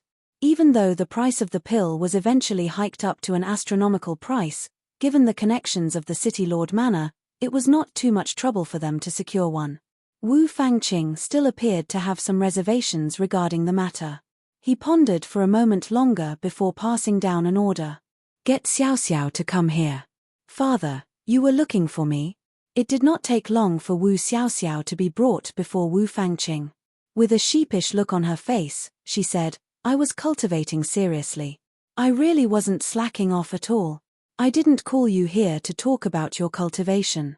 Swallow this pill. Wu Fangqing instructed. Swallow this pill? Wu Xiaoxiao was perplexed as to why her father would call her there only to eat a perfectly ordinary god essence pill. Nevertheless, she still picked it up and swallowed it whole. Barely after swallowing it, she saw her father's usually impassive face slowly warping in shock, as if he was looking at something unbelievable. Father, what's wrong? She had always viewed her father to be a solemn individual who rarely showed any emotions on his face. As such, she was taken aback by the shocked look on his face, fearing that she had done something wrong. Young mistress, you should take a look yourself. The elder in the room quickly passed a mirror to Wu Xiaoxiao. Perplexed, Wu Xiaoxiao took the mirror and brought it up to her face. Her body began trembling as she pinched her cheeks incredulously. Is this really me? In the mirror, she saw her freckles and acne scars vanishing without a trace. While there was not too much difference in her overall appearance, she looked much more beautiful than before. Furthermore, the change was not just limited to her appearance. Somehow, her disposition seemed to have become more graceful. To think that consuming a pill would induce such a massive change in her. Father, the pill that you gave me. Wu Xiaoxiao looked at Wu Fangqing anxiously. It's nothing, Wu Fangqing replied curtly as he stood up and paced around the room quietly with his hands behind his back. Then, he suddenly turned to Wu Xiaoxiao and asked, Tell me about Zhong Xian, whom you met back then. Zhong Xian? Wu Xiaoxiao was a little bewildered by the abrupt request. Nevertheless, she still nodded and told her father everything she knew about him. After she was done, Wu Fangqing waved his hand and said, "Got it. You are dismissed." As the city lord, it went without saying that he was aware of the existence of the underground black market. In fact, some of his spies had infiltrated it. As such, he was able to swiftly uncover that the creator of the so-called beauty pill was Zhong Xian. Recalling the earlier report that he had received regarding how Zhong Xian had consecutively won 15 slots to the Celestial Mountain, it was hard for him to ignore the young man even if he wanted to. City Lord Wu, the value of the pill is inestimable, the elder said with a glint in his eyes right after Wu Xiaoxiao left the room. Anyone who was not completely blind would be able to tell with a glance that the beauty pill would become a money fountain in the future. Wu Fangqing nodded in agreement. If we can obtain the pill formula, we will be able to further develop Twilight City. There is also a good chance that I will be able to advance to greater heights. However, as you've just heard, Zhong Xian appears to have an extremely powerful teacher, and there's a good chance that his teacher is a master teacher. It's likely that the pills were forged by his teacher. The reason he had invited his daughter over was to have the latter test out the medicine and confirm Zhong Xian's background. Mo Yuan is no more than a middle-tier god, so his ability to discern a person's cultivation might still be sorely lacking. There's no guarantee that Yang Xian is as powerful as he thinks. Why don't I conduct some further investigation into this? The elder asked with narrowed eyes. Be careful. Also, I want you to negotiate with him on my behalf to see if he's willing to sell the pill formula. If he isn't willing, we'll just have to find some other ways. Naturally, make sure that he doesn't know that I'm the buyer. Wu Fangqing instructed. I understand. The elder nodded before vanishing on the spot. Someone who could rise to the position of a city lord and stand above the rules could not possibly be someone without any means. It was inevitable that he would be moved by the existence of such a formidable pill. It would be great if he could acquire it through proper channels, but if that failed, he would just have to find some other way. Someone who can forge the beauty pill, guess the numbers on the slot roulette accurately each and every time, capture the middle-tier god streak of Grey despite being only a low-tier god himself. Zhong Xian is really no ordinary person. Wu Fangqing clenched his fists tightly together. But so what if you aren't an ordinary person? In Twilight City, I call the shots. Even if you are a dragon, you'll have no choice but to lie low before me. Who you are won't make a difference to me at all, even if you are a master teacher.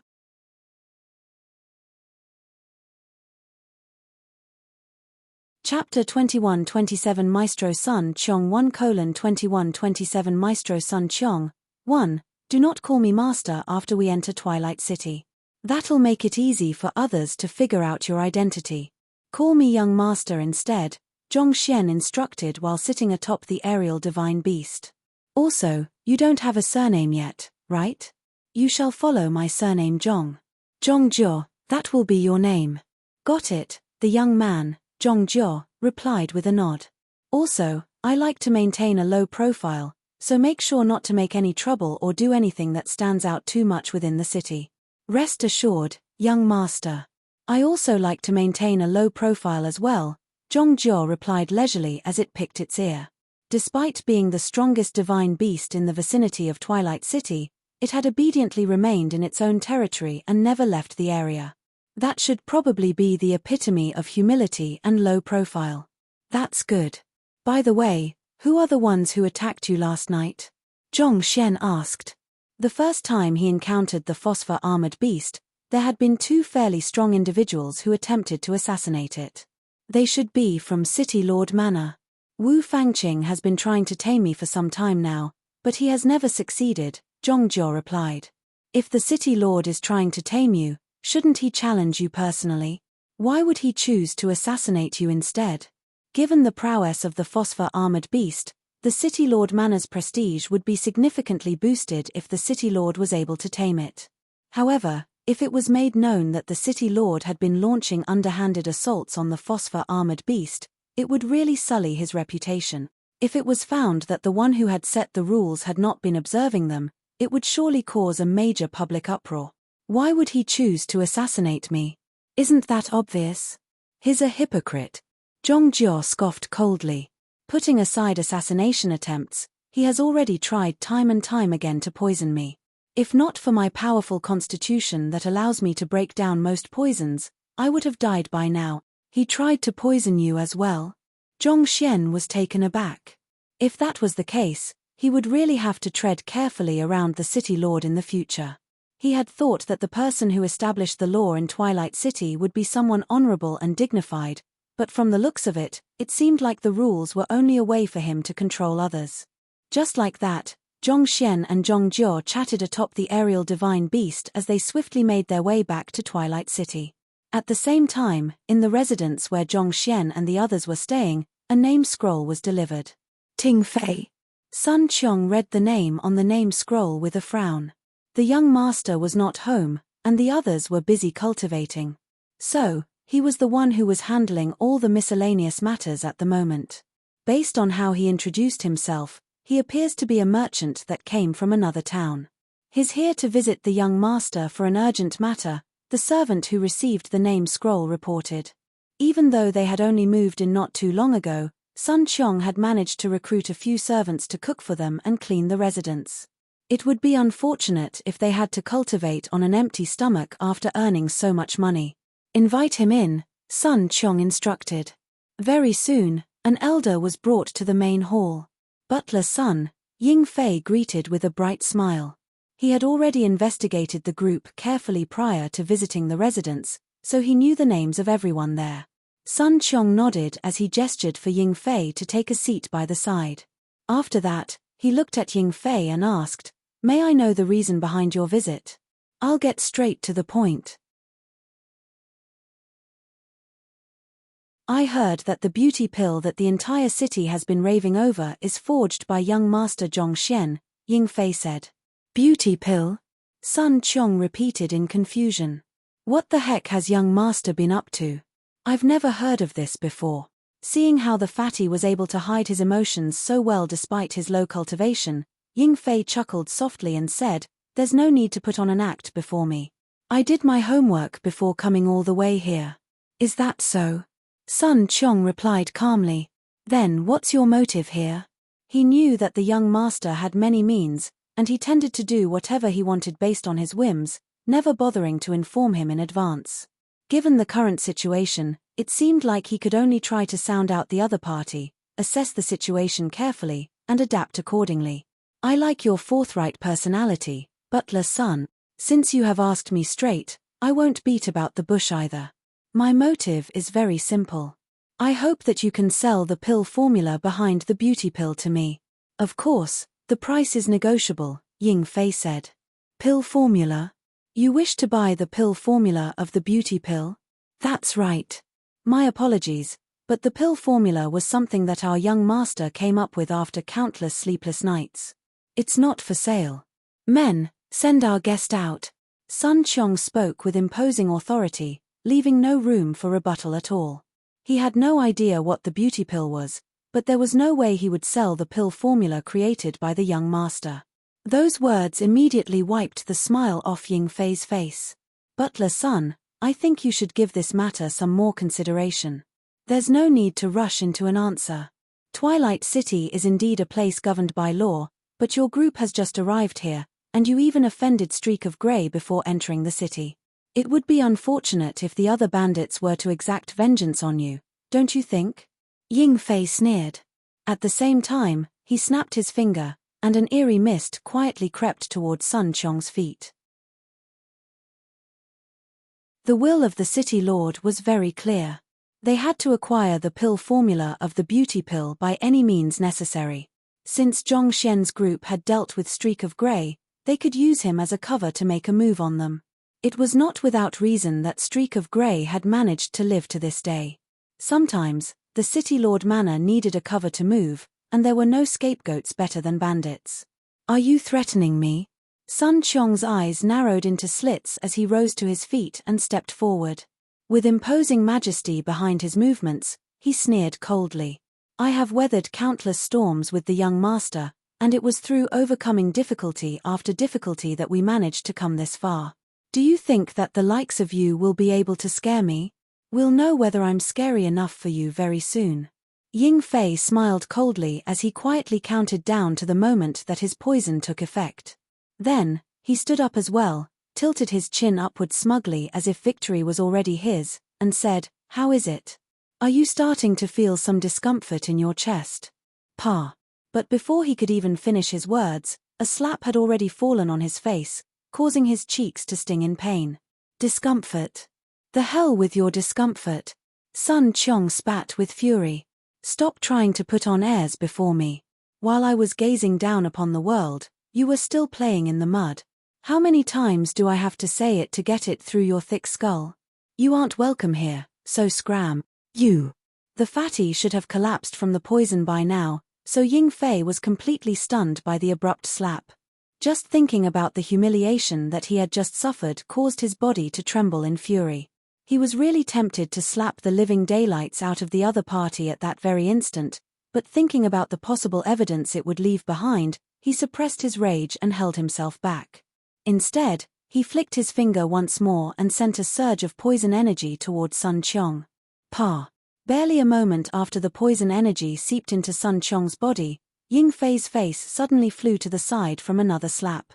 Do you not understand words, or do you intend to challenge me? How are you fine? Ying Fei was bewildered. He might have failed by an accident the first time, but the second time, he had seen the poison energy seeping right into the other party's body. Yet, the other party was still moving around vigorously, seemingly unaffected by his poison. What the heck was going on? While this poison was not enough to deal with the phosphor-armored beast, it should have been more than enough to force any ordinary high-tier god to their knees. Given that the other party was not even a god, there was no way he should have been able to withstand his poison. Or could it be that the other party was actually concealing his true cultivation? I don't believe it. There's no way such a thing could happen. With gritted teeth, Ying Fei took out all the poison powder he was hiding under his cloak and tossed it all over. Pa. Sun Qiong dealt yet another slap on Ying Fei's face as he bellowed, "What the heck are you doing?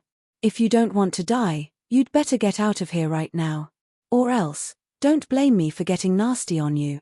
Do I look like a helpless lamb to you? Is that why you are scattering powder all over me? It seems like I have really been too kind to you." Even though the 3 slaps were not too heavy, they had really crushed Ying Fei's dignity. He had never felt so humiliated.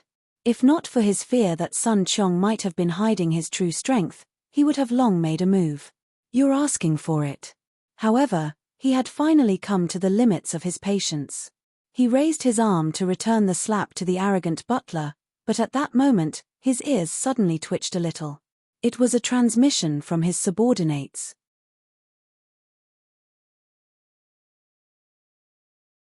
Who? He shot a piercing glare at Sun Qiong before turning around and leaving the residence. A short moment after walking out of the residence, 2 silhouettes suddenly appeared before him. They were the ones who had attempted to assassinate the phosphor-armored beast just a while ago. What's wrong? Ying Fei frowned. Lord, someone stepped in when we were trying to capture the phosphor-armored beast, resulting in the failure of the mission, one of the silhouettes reported. Who was it? Ying Fei asked lividly. Zhong Xian. Furthermore, it seems like he has somehow managed to tame the phosphor-armored beast, the silhouette replied. Zhong Xian managed to tame the phosphor-armored beast. Ying Fei could hardly believe what he was hearing. He knew full well just how proud the phosphor-armored beast was. The city lord had visited it time and time again, offering it all kinds of treasures, but the latter simply refused to lower its head. Yet, it actually submitted to a mere low-tier god. There's no mistake about it.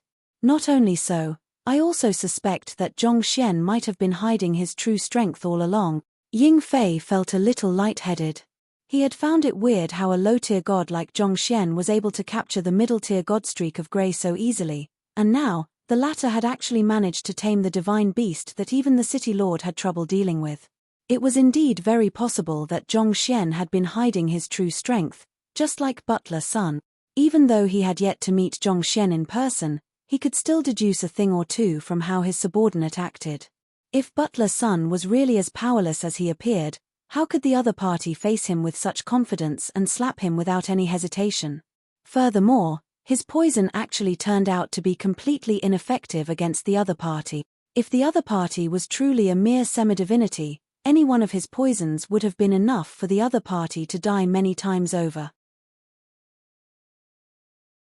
On top of that, Butler's son had said something about gazing down upon the world. It was definitely no easy feat to gaze down on the 9 skies of the firmament. It's fortunate that I didn't make a move earlier, Ying Fei murmured as he wiped the cold sweat from his forehead. He felt relieved that he had held his anger back when he was slapped earlier. Otherwise, if he had really confronted the other party directly back then, he might have died in there. Having realized this, he subconsciously shot a glance back at the residence that he had just left. The gates had not closed yet, allowing him to catch a glimpse of the fatty standing at the very center of the courtyard with his hands behind his back. He was gazing at the sky with a firm look on his face, and it felt as if even the greatest of problems would not be able to faze him. Despite appearing to be a mere semi-divinity, he actually wields unfathomable strength. Ying Fei widened his eyes in realization. From beginning to end, Ying Fei had never concealed his cultivation as a high-tier god. There was no way a mere semi-divinity would have dared slap him without showing the slightest hint of fear. It was very likely that he had met the real deal.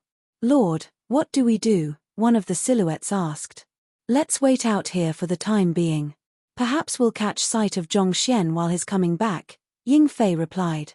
Even though he was semi-convinced that Zhongxian and his group were far stronger than they appeared, he still wanted to verify the matter once more. The value of the beauty pill was definitely worth the extra effort.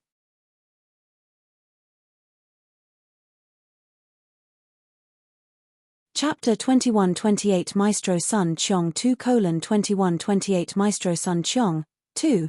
Ying Fei quickly found a place to hide in the vicinity.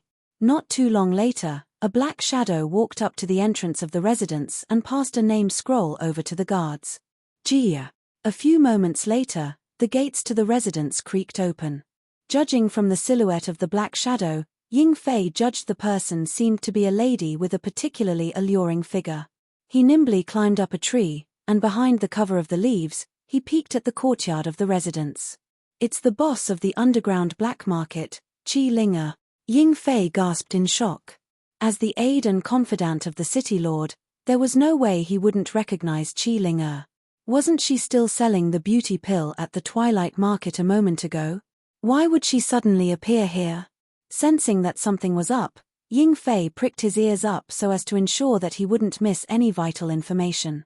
"Qi Linge pays respect to Butler's son." Qi Linge clasped her fist and bowed with a surprisingly respectful attitude. "Yuan, may I know the reason behind your visit?"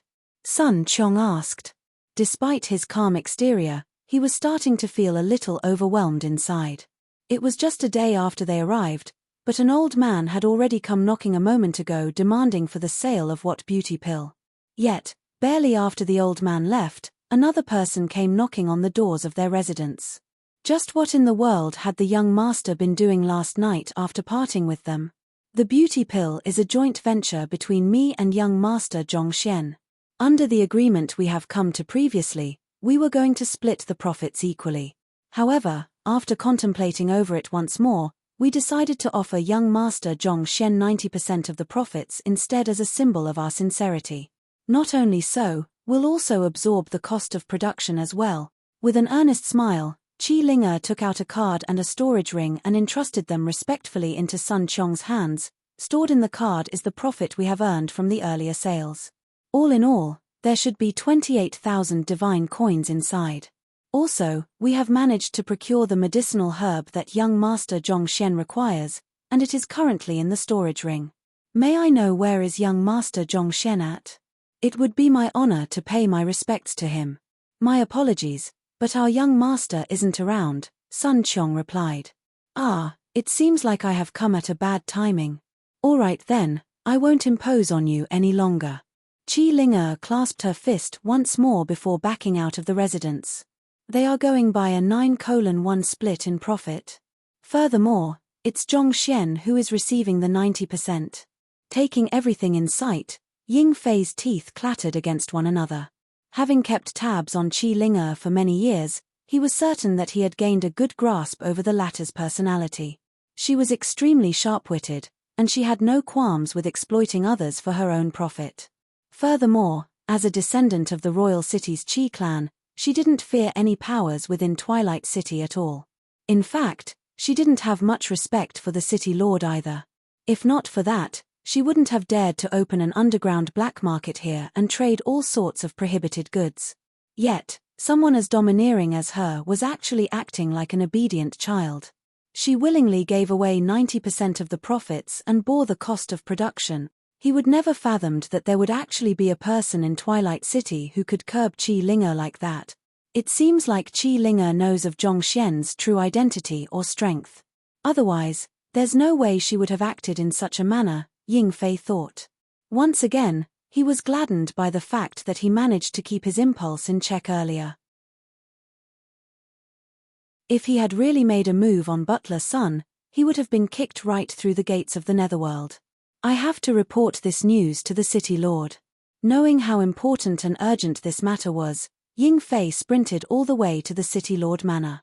You said that Zhongxian has tamed the phosphor-armored beast, and Qi Linger paid her respects to his butler and even willingly gave away 90% of the profits from selling the beauty pills to him?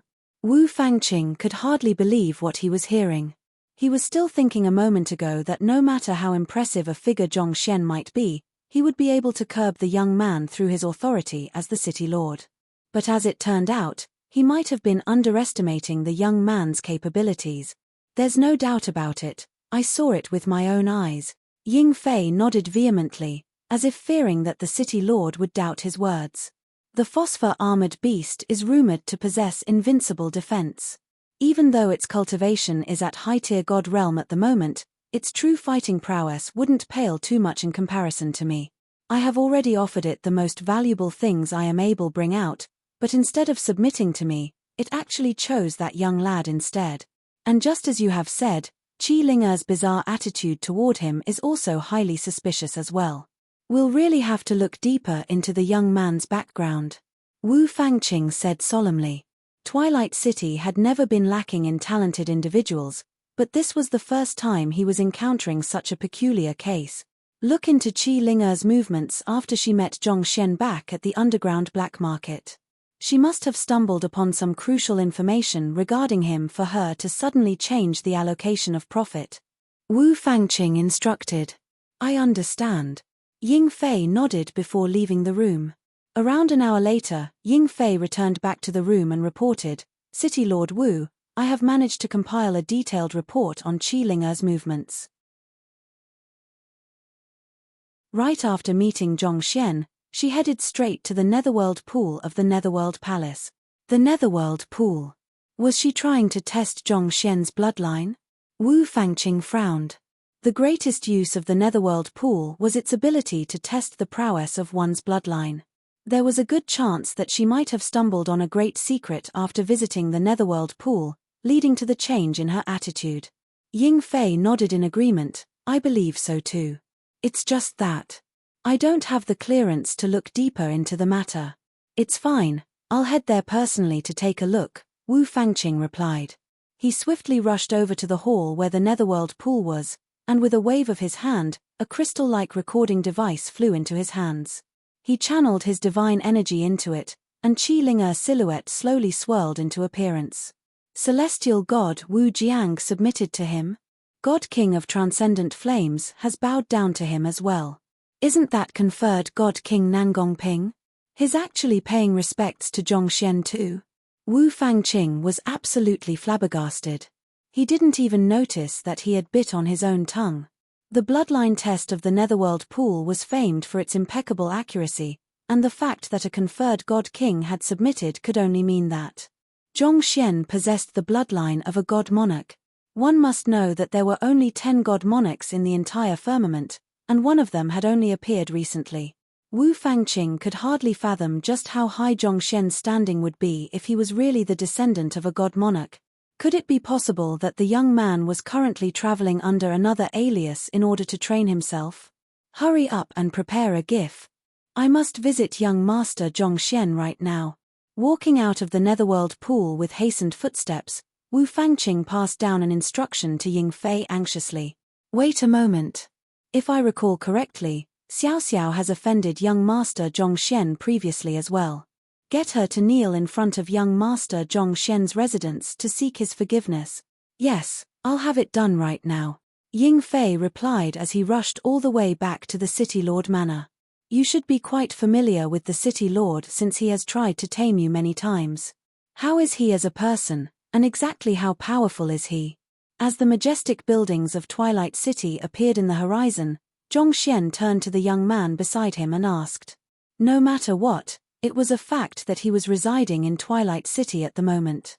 It would be best for him to take precautions for all possibilities, or else no one would be there to save them if any mishaps were to occur. That fellow's cultivation is a low-tier celestial god, and he's pretty powerful. I could barely withstand his attacks before my breakthrough, and retaliation is out of question. The only reason why I could stand my ground against him thus far is because he hasn't had any intention of killing me so far. Otherwise, I would have been a goner by now.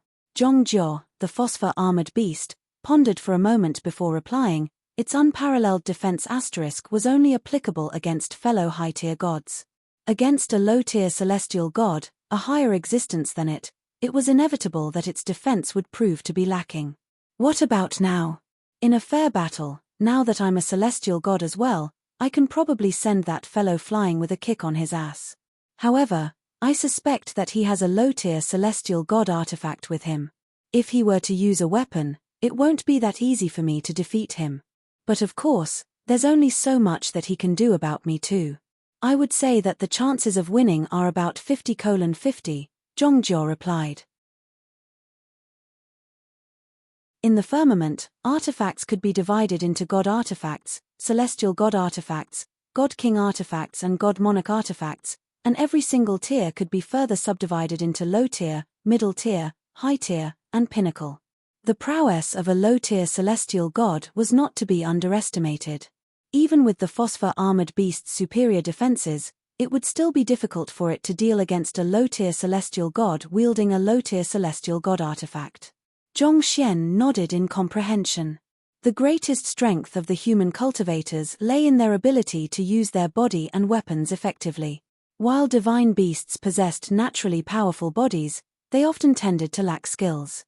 As for how that fellow is as a person, he is a cold-hearted and deeply self-centered individual.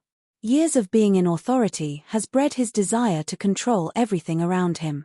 If he were to find out that you have tamed me, it's very likely that he'll come at you one way or another, Zhong Jiao said worriedly. The City Lord was the typical come under me or die type of villain.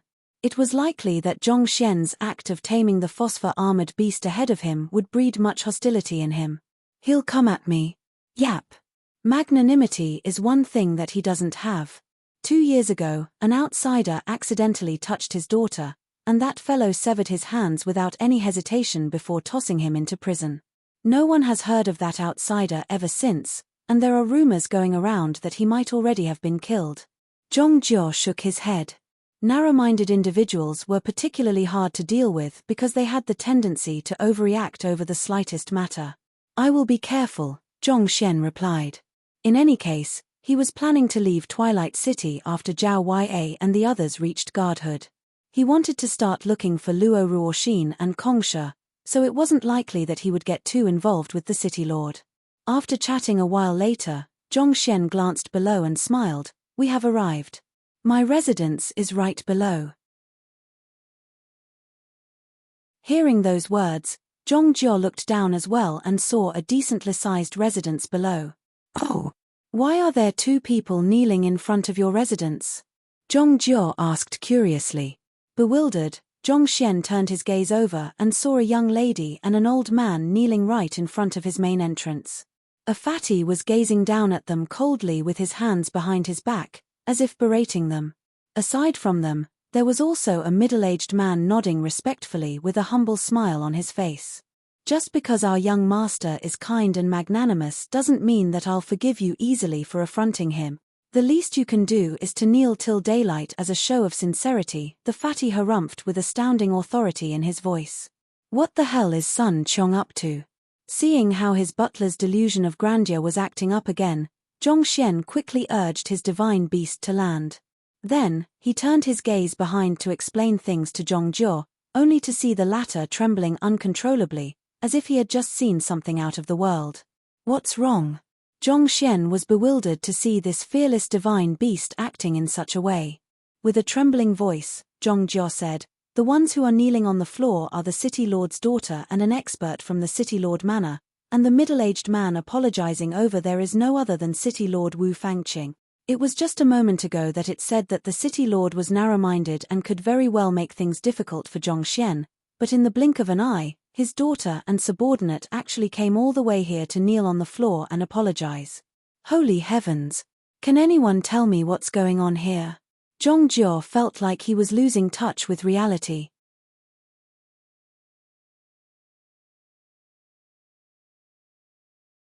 Chapter 21-29 The Gifts of the City Lord. Turning away from the frenzied phosphor-armored beast, Zhongxian took a closer look and swiftly identified the young lady kneeling on the floor to be no other than the young lady he had met back at the Grand Spirit Mountain, Wu Xiaoxiao. However, this young lady seemed to have just undergone a transformative change. Her facial features appeared to be the same as before, but perhaps due to the difference in her disposition, she emanated a more graceful and feminine charm that made her appear different from before. Due to that, Zhongxian actually failed to draw the link at first glance. Did she eat the pill I made? Zhongxian quickly came to a realization. Vaguely, he could sense the presence of his Heaven's Path Shenqi within Wu Xiaoxiao's body. Once the divine beast got close enough to the ground, Zhongxian leaped off its body and landed within the courtyard. Upon noticing Zhongxian's return, Sun Qiong quickly walked over to greet him. "What's wrong?" Zhongxian asked. "Young master, that man over there claims to be the city of Twilight City, and he says that he's here to ask for your forgiveness," Sun Qiong said as he quickly went through everything that had happened a while ago. After hearing the full story, Zhongxian finally turned his assessing gaze toward Wu Fangqing. The latter was a middle-aged man in his mid-40s. What particularly stood out about him was how deep his eyes were, almost reminiscent of the boundless ocean. He didn't appear to be an easy figure to deal with. Not only so, his presence was quiet but imposing. Just like what the phosphor-armored beast had said, he seemed to be quite a powerful cultivator. "City Lord Wu, you are too courteous. It's all just a misunderstanding," Zhongxian said with a smile. While Zhongxian was assessing him from head to toe, Wu Fangqing was doing the same as well. There was no doubt that the young man before him was indeed a low-tier god. There was nothing at all that really stood out about him, such that it was easy to overlook him amid other cultivators. If he hadn't known that the young man possessed the bloodline of a god monarch beforehand, it was questionable whether he would have even paid this young man a second glance. Even though it's a misunderstanding, it's still a huge oversight on my part to allow such a thing to happen. This is a token of sincerity from the City Lord Manor, and I hope that young Master Zhongxian could accept this gift so as to assuage my guilt, Wu Fangqing said as he passed a storage ring over. Zhongxian felt that it was dubious how the City Lord was acting out of character, but nevertheless, he still responded to Sun Qiong's questioning gaze with a nod. It would be rude for him to turn down a person's goodwill, not to mention that the other party was the City Lord. It would be terrible if the City Lord thought that he was looking down on him by rejecting his gift. Receiving Zhongxian's signal, Sun Qiong immediately stepped forward to accept the storage ring on his behalf. "This way please." After helping up the kneeling Wu Xiaoxiao and Ying Fei, they proceeded to the main hall and took their seats. Once everyone was settled in, Zhongxian looked at Wu Fangqing quietly for a moment before asking, "Pardon my candidness, but I am no more than an ordinary low-tier god who has just arrived in Twilight City. I feel a little unnerved by how polite you are, City Lord Wu." There was bound to be something wrong if someone was acting out of character. He had made sure to stay out of the limelight over the past day since he arrived at Twilight City, but why would the City Lord personally pay him a visit, even preparing such a huge gift? "I have heard about young Master Zhongxian's affairs from my daughter. You have saved her life, so it's only right for me to express my gratitude to you," Wu Fangqing quickly replied. The fact that he, despite being the City Lord, had received no news about the arrival of an individual possessing the bloodline of a god monarch meant that the other party was likely traveling incognito. Given that the other party was hiding his identity, It would be unwise if he were to step forward and attempt to expose the other party. He would just be landing himself in trouble if he were to do so it might be better for him to feign ignorance. Zhong Xian proceeded on to ask Wu Fangqing a few more questions, but he sensed that the latter wasn't being completely honest. So, he eventually stopped asking altogether. And after chatting for a while, Wu Fangqing bade his farewell. With a wave of his hand, Zhong Xian beckoned for Sun Qiong to pass the storage ring from Wu Fangqing over in order to examine the contents within. With just a glance, he couldn't help but be impressed at how rich the City Lord Manor was. Wu Fangqing actually gave him 10,000 divine coins, a high-tier godsword, and innumerable medicinal herb. If it was regarding the matter concerning Wu Xiaoxiao, there was definitely no need for the other party to give him so much. However, since the City Lord was interested in getting on good terms with him, Zhong Xian couldn't be bothered to question his motive either. He had Sun Qiong pass over the stuff that Qi Linger had brought over, and through a unique method he had devised, he swiftly forged the Mayang beast blood and green beast ancient grass together. Then, returning to his room, he set up an isolation barrier around before drawing out his soul to absorb the energy harnessed within those two medicinal herbs. Since he had acquired everything he needed, it went without saying that he should raise his cultivation right away. Once he had absolute strength, nothing else mattered at all anymore. TZZZZZ. His soul swiftly devoured the spiritual energy harnessed by the two medicinal herbs, allowing him to grow at a visible pace. Tapping into the time difference between the great codex of spring and autumn, on the surface, his growth appeared to be terrifyingly swift. Some time later, a crisp cracking sound reminiscent of a broken egg echoed in the air. Following that, the green beast ancient grass and the Mayang beast blood suddenly burned into cinders simultaneously, terminating his source of spiritual energy. What a pity! Zhong Xian sighed deeply as his soul returned back into his body. While he knew it was unlikely, he was still secretly hoping that he would be able to raise his soul cultivation all the way to Celestial God Realm. Unfortunately, his hopes fell flat. As he rose through the ranks, his soul had been tempered by lightning, heavenly flames, and all sorts of natural forces, resulting in its vastly superior resilience. Due to that, it was much harder for him to make a breakthrough as compared to other cultivators. As potent as the Mayang beast blood and green beast ancient grass might be, they would only suffice for him to raise his cultivation to high-tier god. He was still a fair distance away from reaching Celestial God Realm. That being said, with his physical body and soul cultivation having achieved breakthroughs, he was finally able to raise his Junqi cultivation as well. So, Zhong Xian took some time to reinforce his soul cultivation before taking out bottles of God Essence pills. He devoured them without any hesitation and channeled the spiritual energy through the unique circulation pathways of the pathos of heavens. Just like that, it didn't take him too long to overcome his current bottleneck. He had ample God Essence pills with him at the moment anyway, so there was no need to be worried about wasting them. So, he continued gobbling them down, providing him with the momentum for his cultivation to surge. Hong Long. Barely a few seconds had passed in the outside world, but his aura had already undergone an unbelievable change. His cultivation had risen from low-tier god to high-tier god realm. At this point, the spiritual energy harnessed within the low-tier god essence pills was already not of much use to him anymore. If not for that, he would have been able to push all the way to high-tier god pinnacle. Nevertheless, he was still contented with his improvements. With his high-tier god physical body and soul, he would be able to put up a fight even against a low-tier celestial god. Perhaps, he might even stand a chance against Zhong Jiao too. It had been less than a day since he had arrived in Twilight City, but he had already reached the pinnacle of the city. I have managed to raise my cultivation, but I don't really have an appropriate sword art to go along with it. Let me see if I'm able to create one. Zhong Xian thought as he reinforced his cultivation. A heart of intertwined threads was still fairly powerful at the moment, but it was starting to lag behind his current cultivation. More importantly, it was a sword art designed to confine one's opponent, resulting in its limited offensive prowess. If he were to be faced with a powerful opponent whom he was unable to trap, he would find himself completely at a loss as to what to do. So, Zhong Xian quickly went through all sorts of sword maneuvers in his head and began trying to piece them together. But some time later, he let out a deep sigh and shook his head. It was not that easy to create a sword art that surpassed the heavens.